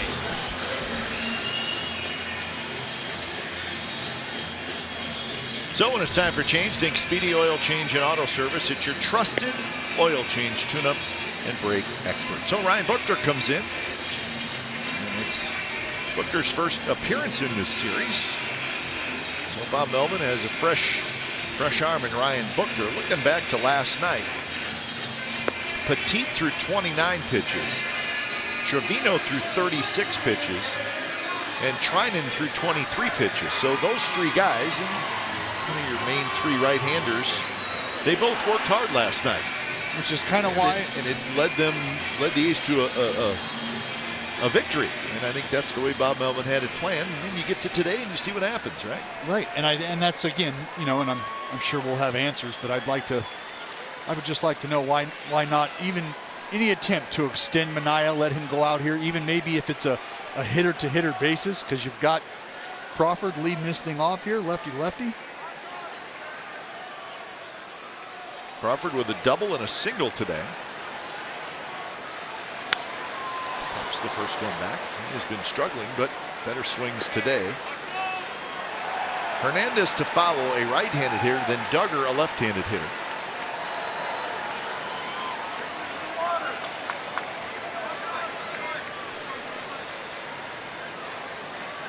Each team with 5 hits. A's hits came, 4 of them came in a row. And that was a big part of it. And you know what? The fact that they were placed nicely and allowed the runners to go first to third 3 straight times, that was a big part of that inning. That's the key to that inning, Kite, because you're talking about guys able to score easily from third base, less than 2 outs. It's not a worry about a hard hit ball to the outfield that's going to hold you up from second coming around third. And a sacrifice fly. Right. You just kept that line moving. First to third, run across. First to third, run across. Do that a few times, you find yourself in the position they're in now.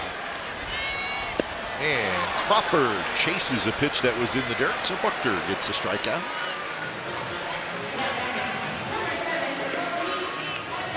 Well, Buchter's got the fastball to both sides of the plate that he can command very well, but the slider's going to be the bread and butter, and at 81, Crawford's got to make a decision, just runs out of bat. So here's Gorkys Hernandez.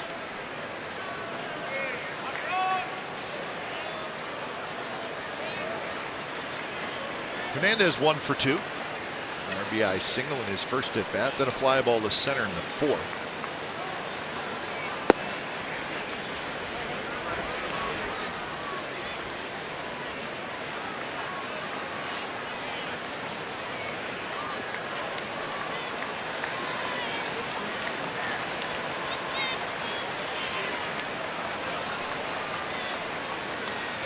Swing and a miss. Good fastball by Buchter. Had a little movement and right at the top of the strike zone. Life. Well, that's what he's got to do, especially against the righties. Righties having a little bit more success. 323 batting average against Buchter. Lefty's under 200, so that's where he's going to make his hay. If you're going to pitch in Bob Melvin's bullpen, you're going to know that you're not going to just be a one-trick pony.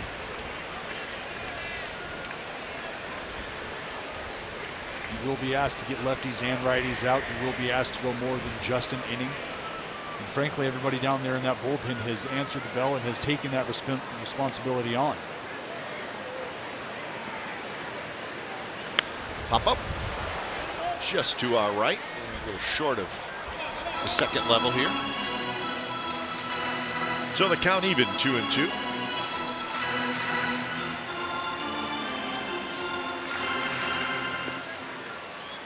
Sam Dyson, the right-hander, warming up out in the Giants bullpen. That's our spot. It's us. There's worse views. Oh. Good pitch by Buchter, right in on the hands of Hernandez.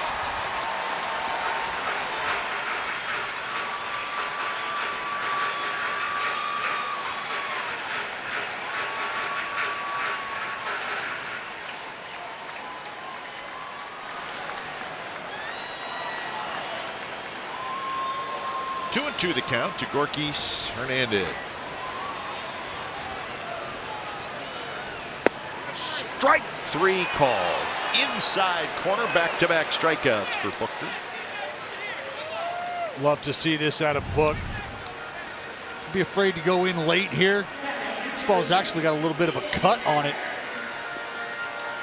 It's a strike. See that just start to bore in just a tad at the end. I think that's probably why Gorkis Hernandez gave up on that pitch. Didn't expect it to stay as true as it did with the cut that he saw. So 2 outs. Here's Duggar.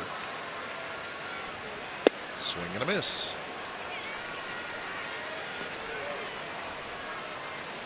Duggar 0 for 2. A fly ball to left, a ground out to second. 4 for 10 in the series.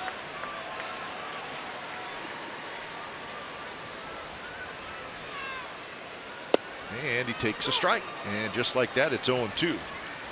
Yeah, well, he was 4 for 8 coming into today. 3 of those 8 were doubles.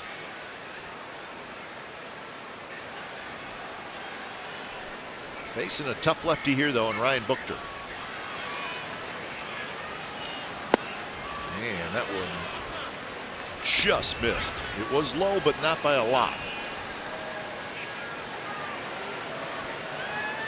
You might go to that one again here, get that thing just a little farther out.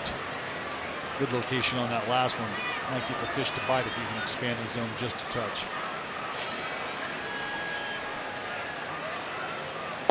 And he almost chased it.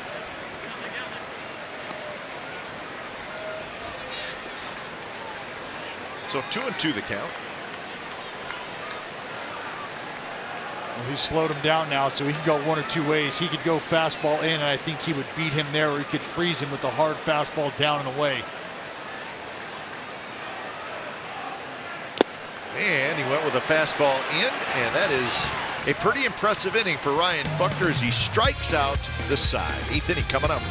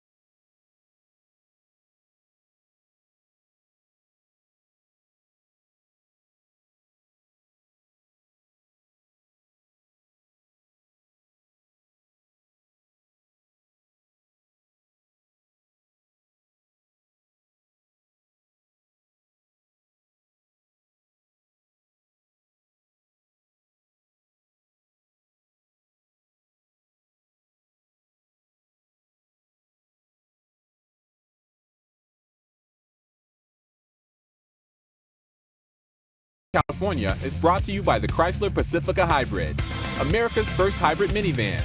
Test drive one today. So 5-2, top of the 8th inning is the Athletics, 6 outs away from winning the first part of the Bay Bridge series. We call it it's a 6-game series. It is. See if they can finish it off. So Sam Dyson is the new pitcher for the Giants. And he is the 4th pitcher in the ball game.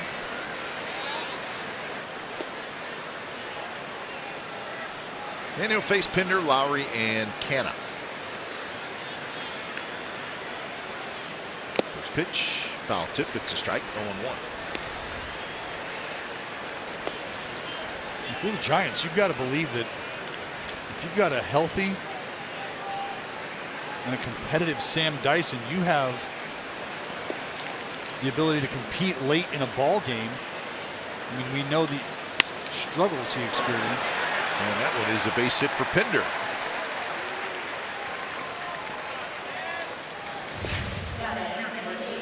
Well, it is time for the Ford Smart Play of the Day, brought to you by your California Ford dealers. And it's rally time, that big 4th inning for the green and gold. A base running clinic put on. Little first to third action for the boys. Just a great example of how to continue to pass that bat and extend the inning. Hitting pitches where they're delivered. Jed Lowry got a nice little walk to get that thing going. And here is Lowry hitting with the leadoff man aboard here in the top of the 8th. 5-2, the A's lead. And it's no wonder that Jed Lowry was right at the top of that. That's what a professional at bat will do for you.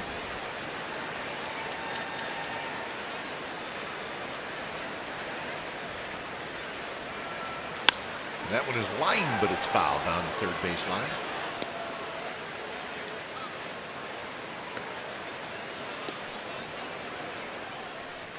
Lou Trevino is warming up. How you feel, Lou? Good. I'm good after yesterday. Good. Whatever you need. So he's ready to go. Anything I do to help the team win, coach.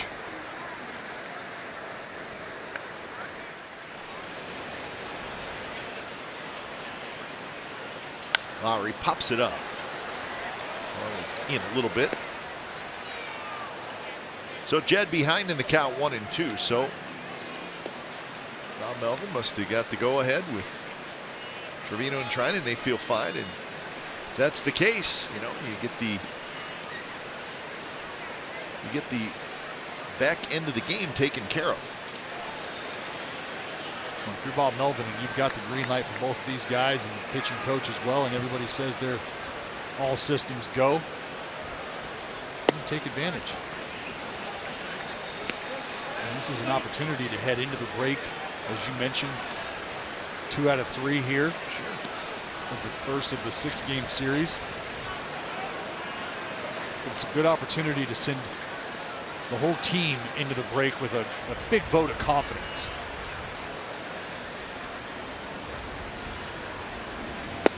This is outside again, and now the count is full.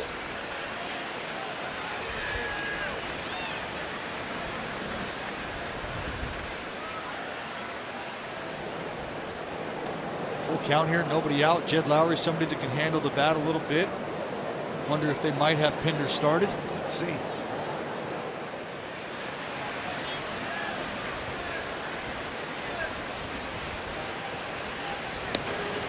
Giants are thinking the same thing. Belt playing a step in front of first base.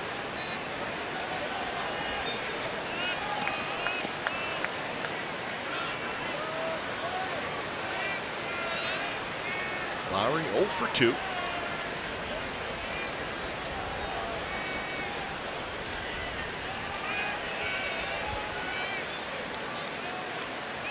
Pinder not running. Ball's hit in the air down the left field line. Hernandez makes the catch. It is ruled a fair ball by Vic Carapazza, and Hernandez grabbed it. And not an easy play for Gorky. He's coming in. Got to deal with that bullpen mound. He's aware, catches it right before the hill. So 1 out, and that'll bring up Marcana. Marcana with a walk, a single, and a strikeout. He scored a run. I think he's enjoying playing right here at home in front of the faithful. From South Bay. So you got Marcana, who's from here. You got Marcus Simeon, who's from here. You have Stephen Piscotty, who's from here. I would guess that these series are a bit extra fun for those guys. Get your family Whoever out. they may have cheered for as a kid. That's right.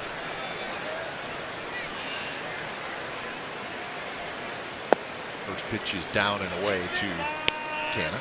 Make it second pitch, excuse me. 2-0.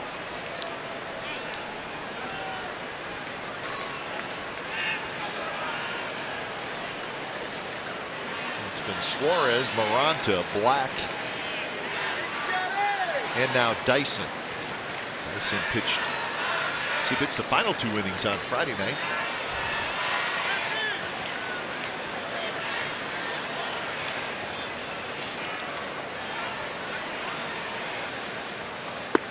And that one's low. And now the count is 3-0.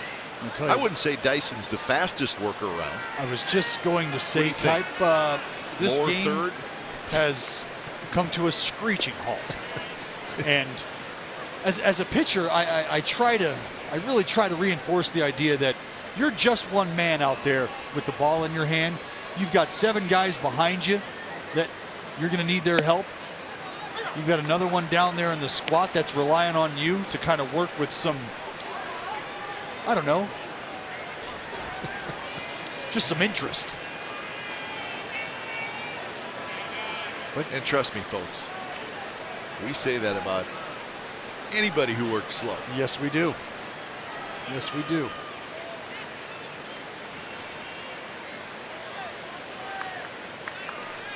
Three-one to Marcana. That's the pitch that Dyson had. It's a pretty good velocity sinker. He's always had it. Well, he's one of those that flirts. Him and Trinan. Trinan of the Sanker variety, S-A-N-K-E-R, Sanker.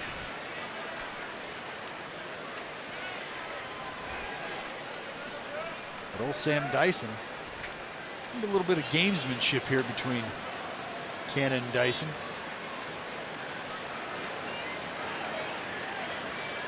Runner goes. And the pitch is not close. Well off the plate inside. And now the A's have 2 on and 1 out. Time now for the Chrysler drive of the game. That's going to take us to that man right there, Stephen Piscotty. A big blast for the green and gold. You mentioned it. Piscotty, a man who's been swinging the bat well. Homers coming in bunches for him. And he's got a chance to knock in some more runs. And an RBI single in the 4th inning. Now has 46 runs batted in this year. I'll tell you, I think if they can scratch a couple more across here against Dyson, that might give Buchter an opportunity to come back out and save Trevino.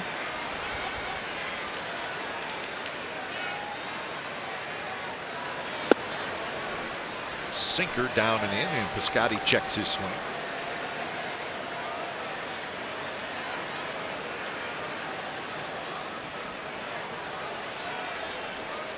Bottom of the 8th in Colorado, still 3-3 Mariners Rockies.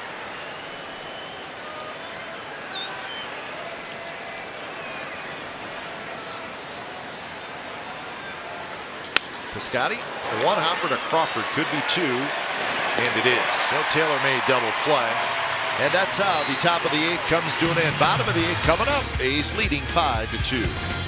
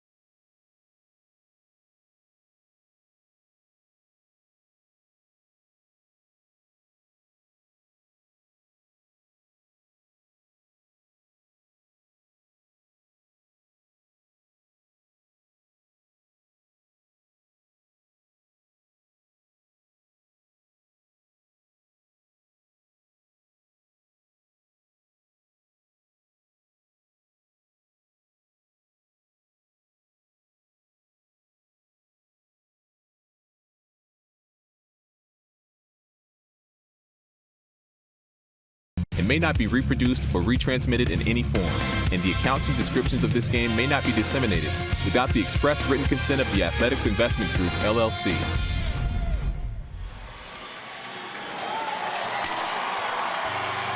All right, game summary brought to you by your local Toyota dealers. Big 4-run fourth inning for the A's, so they lead 5-2. 5-6-0 for the Athletics, 2-5-0 for the Giants. Manaea went 6, gave up 2 runs. Suarez went 5, gave up 4 runs. Piscotty with a home run and an RBI single. And the A's closing in on taking 2 out of 3 in this series. And the new pitcher is Lou Trevino. Terrific performance last night by Trevino. 2 innings, 3 strikeouts, and again 36 pitches. But he's good enough and ready to go. Well, I tell you, there's no mystery to why the Oakland A's have had the success they've had. And in my opinion, a lot of it has to do with the bullpen. And Blake Trinan obviously having the all-star campaign. But I don't know if any of that is possible without the emergence of Lou Trevino in the 8th inning. And not only the 8th inning, Kite, but he's shown, as we've talked about ad nauseum, the ability to come in the 7th inning and finish that thing off and give you 3 outs in the 8th inning and hand that ball to Blake Trinan. And on the other side of that, if he's unable to, for some reason, get all the way through that 8th inning, Blake Trinan comes in, polish that off, and take care of the 9th inning. Well, I think yesterday was a perfect example. With 3 innings to go, you could tell that Bob Melvin was going to get the final 9 outs somehow with Trevino and Trinan. Yes. Whether it be 2 and 1, or you know what I mean. Those guys were going to get the final outs. And he's very comfortable in that approach. So it's a leadoff walk to Hansen. Speaking of Sweet Lou, take a gander at the body of work last night. Little backdoor bonanza to the Panda. Buster Posey coming up short, and Hansen just getting diced up underneath the hands there. So 2 innings last night for Trevino, 1 inning for Trinan. Yusmeiro Petit, let's not forget about his 2 2/3 innings. So quite a performance by the bullpen last night. Trying to do it again today is here's Sandoval. And Sandoval takes just a little bit inside. Could have been a strike. So 5 straight balls for Lou Trevino.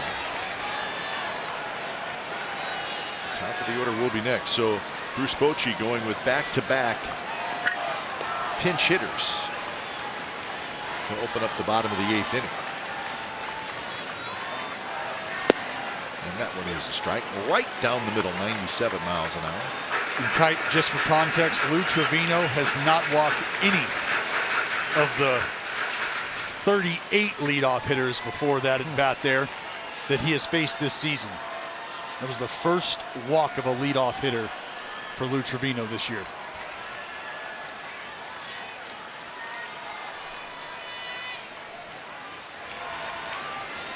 Swing and a miss. Good fastball there, and he kept it away from Sandoval. If you can get Sandoval to hit it hard on the ground, he hits the ball hard. Does not run real well. You have a decent chance to turn a double play.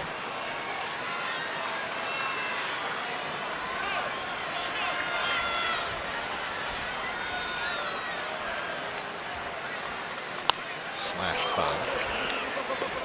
Sandoval came in the game last night after Belk was thrown out, and he did get a couple of at-bats, went 0 for 2.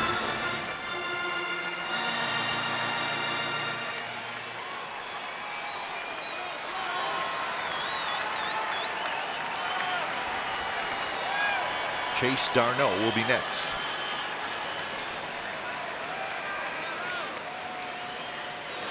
Chopped here, could be. Lowry's got it, flips to second for 1 to first, and that's a double play.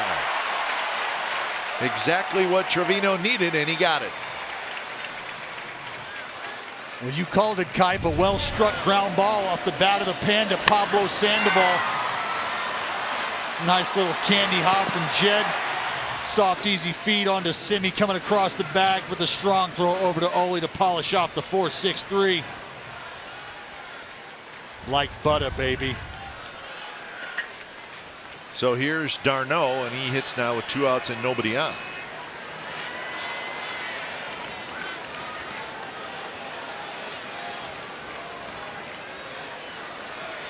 First pitch is a strike. Treinen heads down to the bullpen.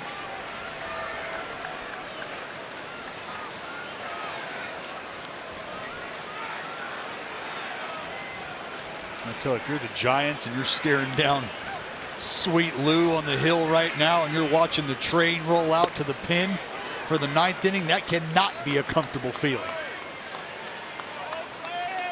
And Darno quickly behind in the count, 0-2. Talk about teams wanting to get into the back end of guys' bullpens or just get into the bullpen. These are 2 guys here you do not want to pick on.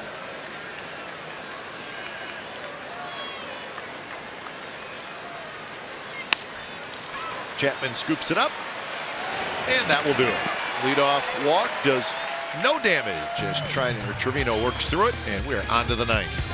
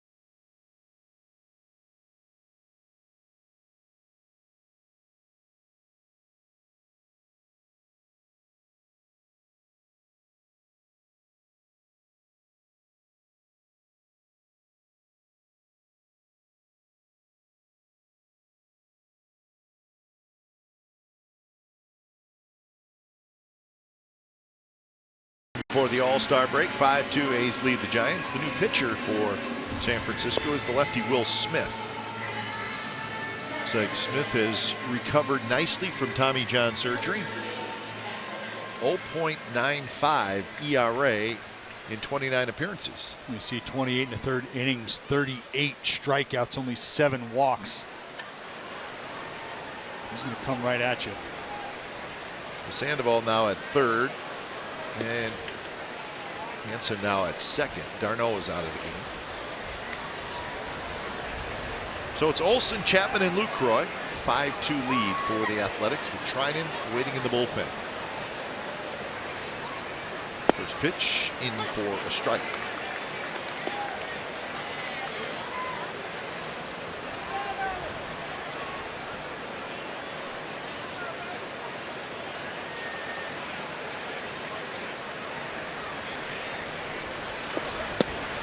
Strike, and it's a quick 0-2.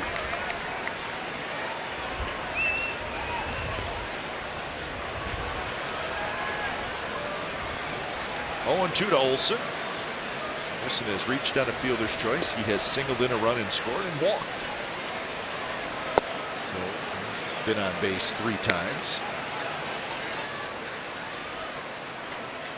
StatCast today powered by AWS. That's where Olsen hits it.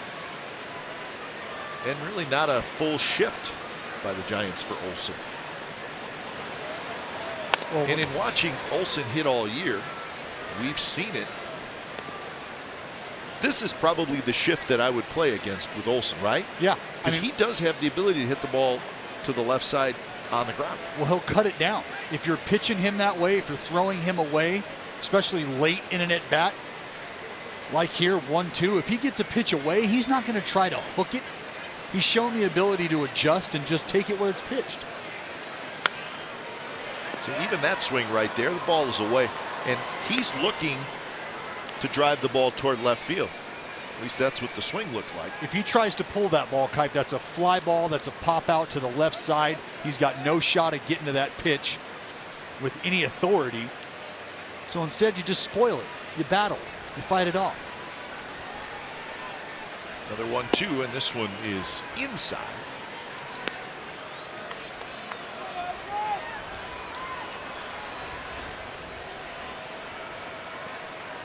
Chapman waiting to face Will Smith.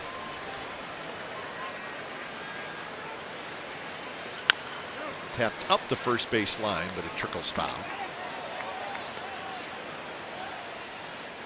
And you can see the frustration from Olsen when he's found himself sort of getting away from that approach.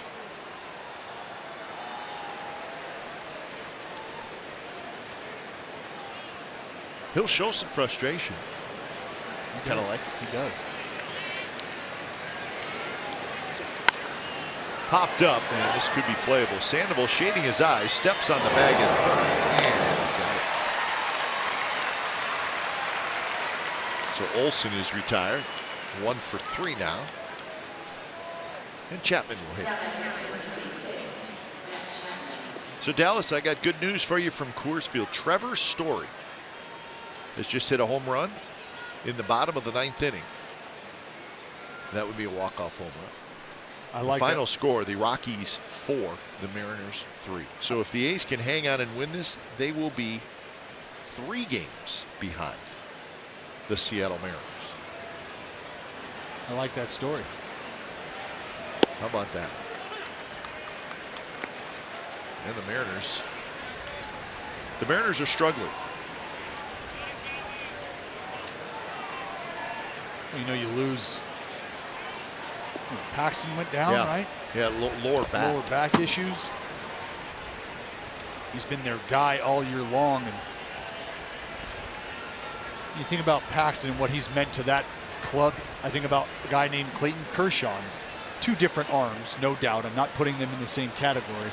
But I want your horse. But I want you to think about what a team feels like when their guy rolls out on the mound. You feel like you got a shot today. Absolutely. You've got a shot. When Sean Manaea takes the mound for the Oakland A's, you got a shot. Madison Bumgarner for the Giants, you got a shot. Same thing can be said for Kershaw. That guy doesn't answer the bell every 5th day now, maybe for 2 weeks or 3 weeks at a time. Everybody on the team understands there's some shuffling in the rotation going on. You're looking around kind of wondering, all right, are we going to be able to do this? Are we going to be able to maintain here without our guy every 5th day? It would be like losing Sean Manaea. Yeah, not a good thought. Mariners have lost 8 out of 11 now with the loss today. So they are swept in Colorado.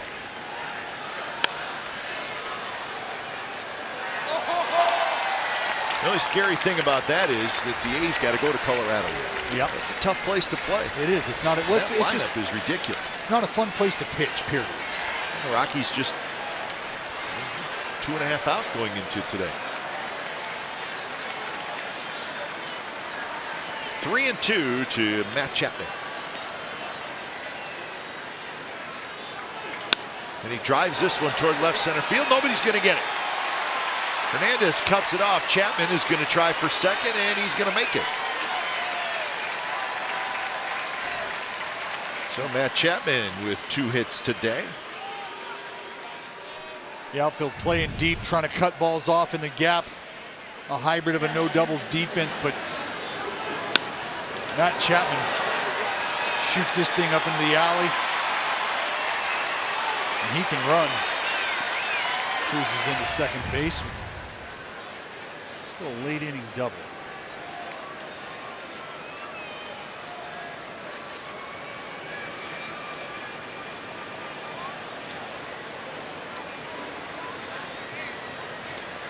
So here's Lucroy. Insurance run sitting out there. First pitch in the dirt.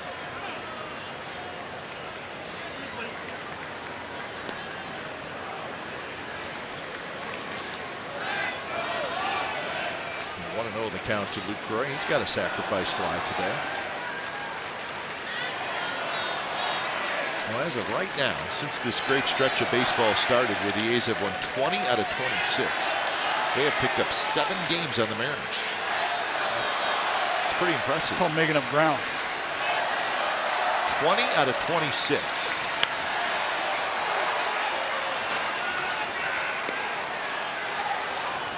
It's hard to, I don't care how good you are as a team, it's hard to win that many games over that long a stretch at the big league level. You got to do a lot of things right. You have to have a lot of things go your way, win some close ball games, come from behind at times. A's have shown the ability to do that. He's also shown the ability to completely eliminate a team 7th inning or later. And that went way inside. Well, I'm just looking at these two guys. I would guess Will Smith and Jonathan Lucroy, teammates in Milwaukee, right? Yep. Some familiarity.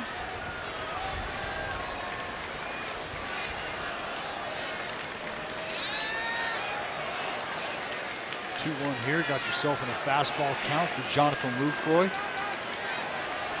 He's sitting dead red. Give me something on the inside part of the plate I can cheat and get to. A little bit low, and now it's 3-1.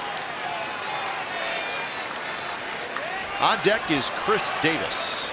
And Davis is going to hit. That is, of course, the pitcher spot.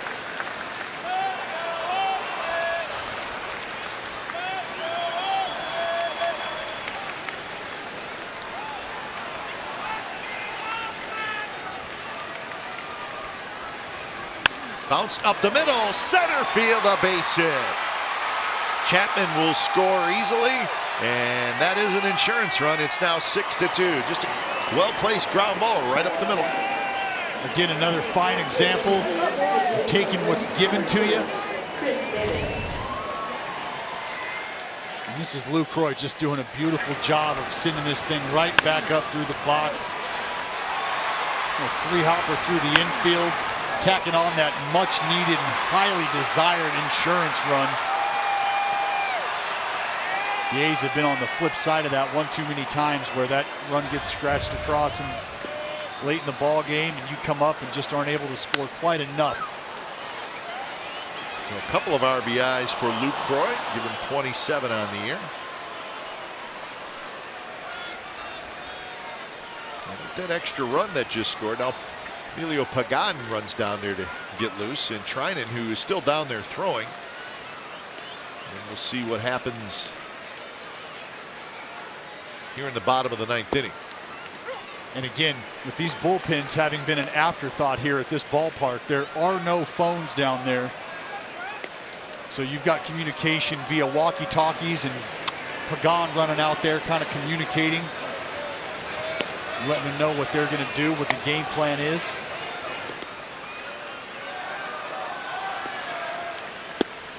Down into Chris Davis.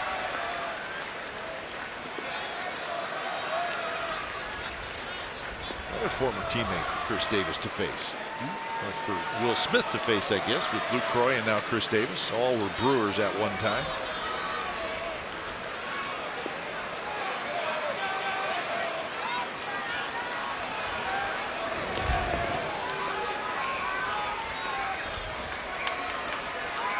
Belt, McCutchen, Posey in the bottom of the 9th inning.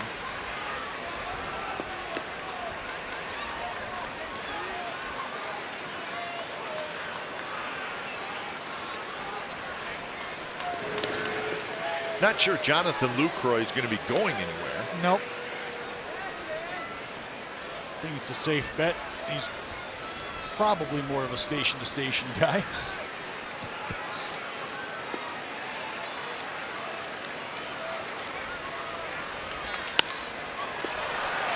Shallow left. Hernandez broke back. Now he comes in and he can't get it. So Chris Davis will take it. Well, it's one of those tricky plays if you're an outfielder, right? You've got Chris Davis, big power hitter, 40-plus home runs the last few. You get a big swing like that off the bat of Chris Davis. Sometimes the sound can fool you as well. As you said, Gorky's just takes that initial step back and is never able to recover. So top of the order, Marcus Semien, who's 0 for 4. And that's in the dirt. Posey blocks it.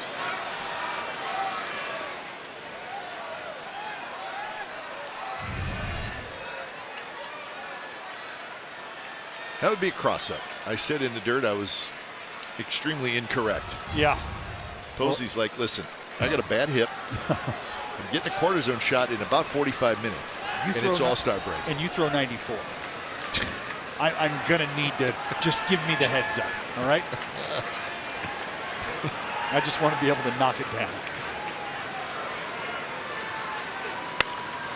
Hernandez coming in. He's going to play this one on a hop. So Lucroy will go to third and stop there. So Semien gets his first hit. That's 4 consecutive hits by the Athletics. It's 4 consecutive hits by the Athletics for the second time today, Kyle.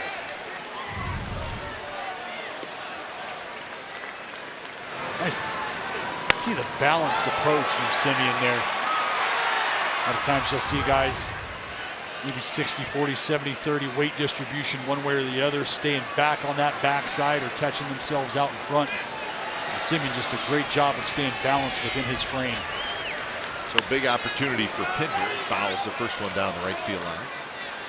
Angels and Dodgers still tied 3-3, 7th inning. Astros and the Mariners have both lost. How about that? Good day to win a ball game. Good way to end the first half for the Athletics. Pinder swings and misses, 93 miles an hour.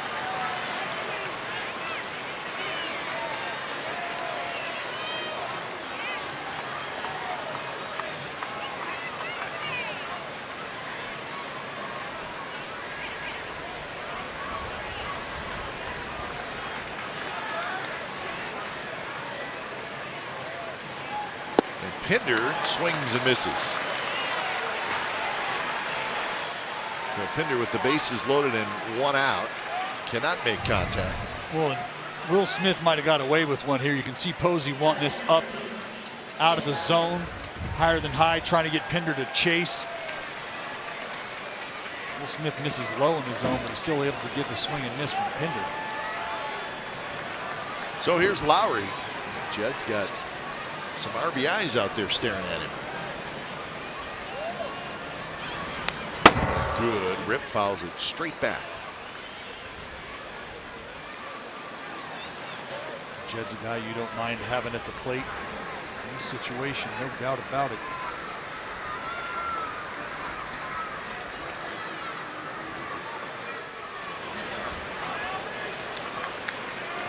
Lowry is 0 for 3. He walked and scored in the 4th.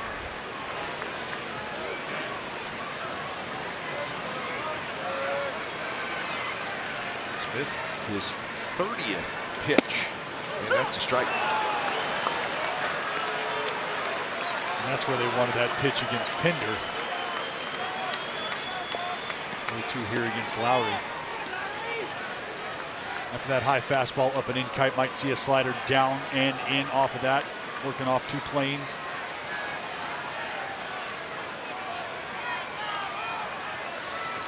And there it was. And Lowry chased it. So the A's do get a run. Lucroy with an RBI single. So bottom of the 9th coming up, 6-2. The A's lead.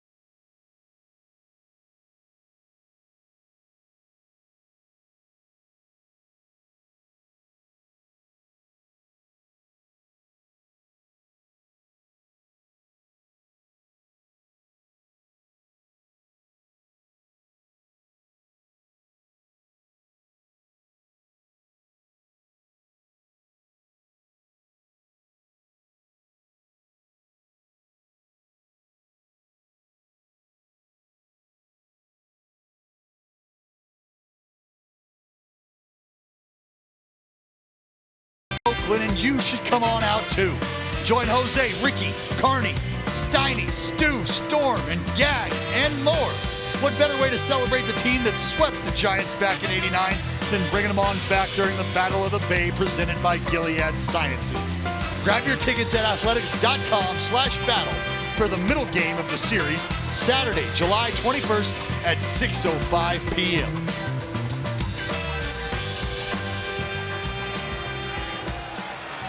So 6-2, the A's lead the Giants, trying to win the series before heading off for the 4-day All-Star break. Blake Trinan comes in. It is not a save opportunity. He's 24 for 27 in that department. And headed to Washington, D.C. for the All-Star game right after the ball game here today. So Belt will lead it off, followed by McCutchen and Posey.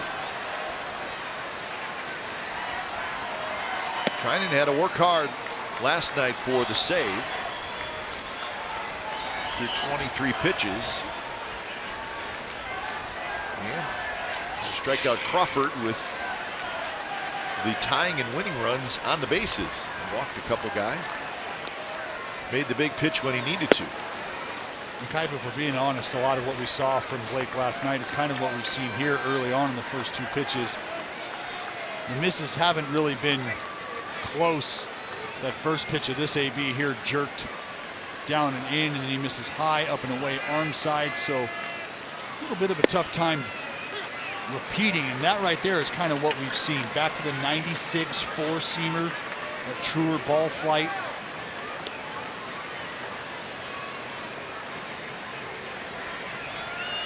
Shift is on for Belt.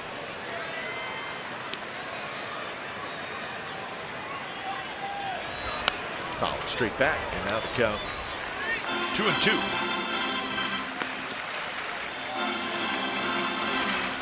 So there is the shift. Belt tried to bunt in the very first inning with the shift on, and he popped it up to the pitcher. See, I'm telling you, that will keep Belt from trying it again for a while. Yeah, it will. Because not only was it unsuccessful, but it was a bad attempt. And you can see here. Swing and a miss. He struck him out with a slider. So Belt has had a quiet series as he heads back to the dugout. When you got a guy like Blake Trinan up there, turn around and squaring and trying to bunt 99 with that kind of sink is no fun. And I don't know if it's anybody's first choice. No. So 1 out. Well, the bullpen at it again. Buchter an inning, nothing. Trevino an inning, nothing. And now Trinan trying to do the same. Last night, 5 2/3 innings, 2 hits, and 8 strikeouts from the A's bullpen.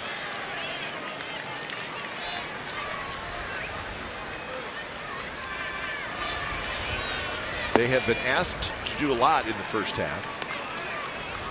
They have, and they've been terrific. And they're going to have to continue to be good in the second half. Well, absolutely.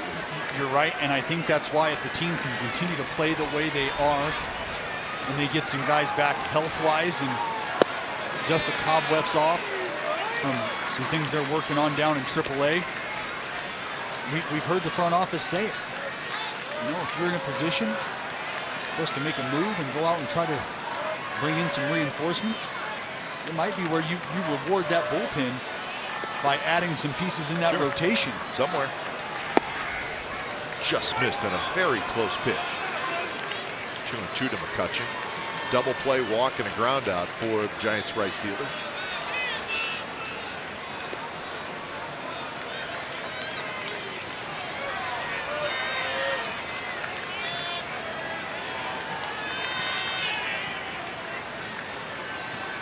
And that just missed him inside.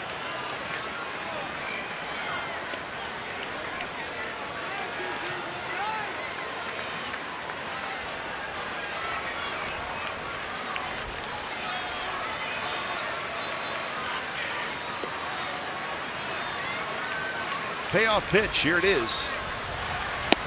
And it's off the plate. from McCutcheon. 2 walks today. He has walked 5 times in this series.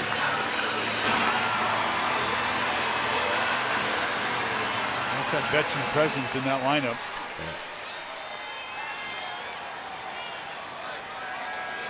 You haven't seen the Giants this weekend, and they have been struggling to score runs for a while now.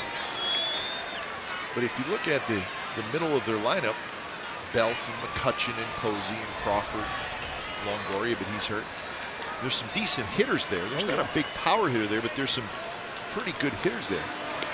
But none of those guys are really hot, and none of them have been hot for a while. Right. You know, usually you get 1 or 2 of your big guys swinging. Well, that's 4 guys who have not been hot at all for a long time, and that doesn't happen very often. Well, you think about Longoria and his ability earlier in his career.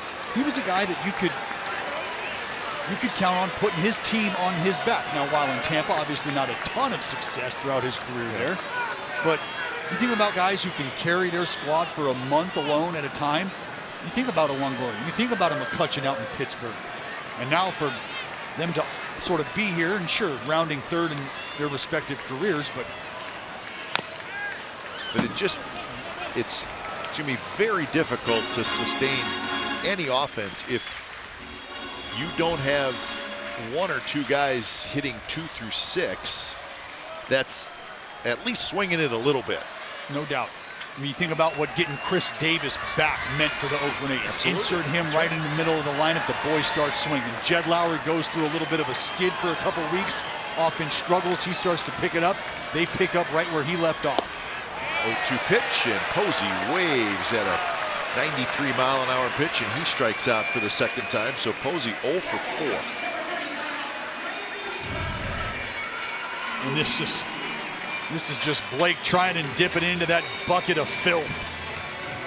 93, no shot. So 2 outs, a man aboard. And Crawford steps up.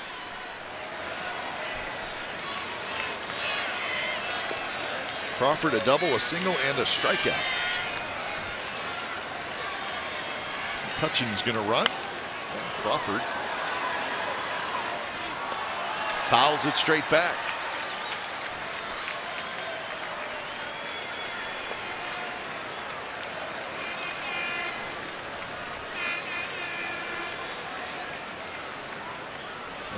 The next action will be Friday night at the Coliseum between these 2 teams. Series continues back at the Coliseum. Crawford dribbles it out in front, and quickly the count is 0-2. Treinen struck out Crawford to end the game last night with a slider in the dirt. And I thought it was interesting because the pitch before was a slider that was a very hittable pitch. Crawford missed it, or he fouled it, and then the next pitch, Treinen did what he wanted to do the pitch before, breaking ball in the dirt, and Crawford swung and missed. And he got him swinging, and that is the ball game, and that is the series. And the A's come to San Francisco, and they stay hot. They take 2 out of 3 in the Cross Bay rivalry, and these 2 teams again will hook up next weekend. But after losing on Friday night, the A's bounce back. They win a thriller last night, and they win it today by a final score of 6-2. Sean Manaea gets his 9th win of the year. Took 2 hours and 44 minutes. It was a sellout, 42,098 in attendance here today at AT Park. Final score, the Oakland Athletics 6 and the San Francisco Giants 2. Time now for A's Post Game Live. Let's turn to the guys in the studio.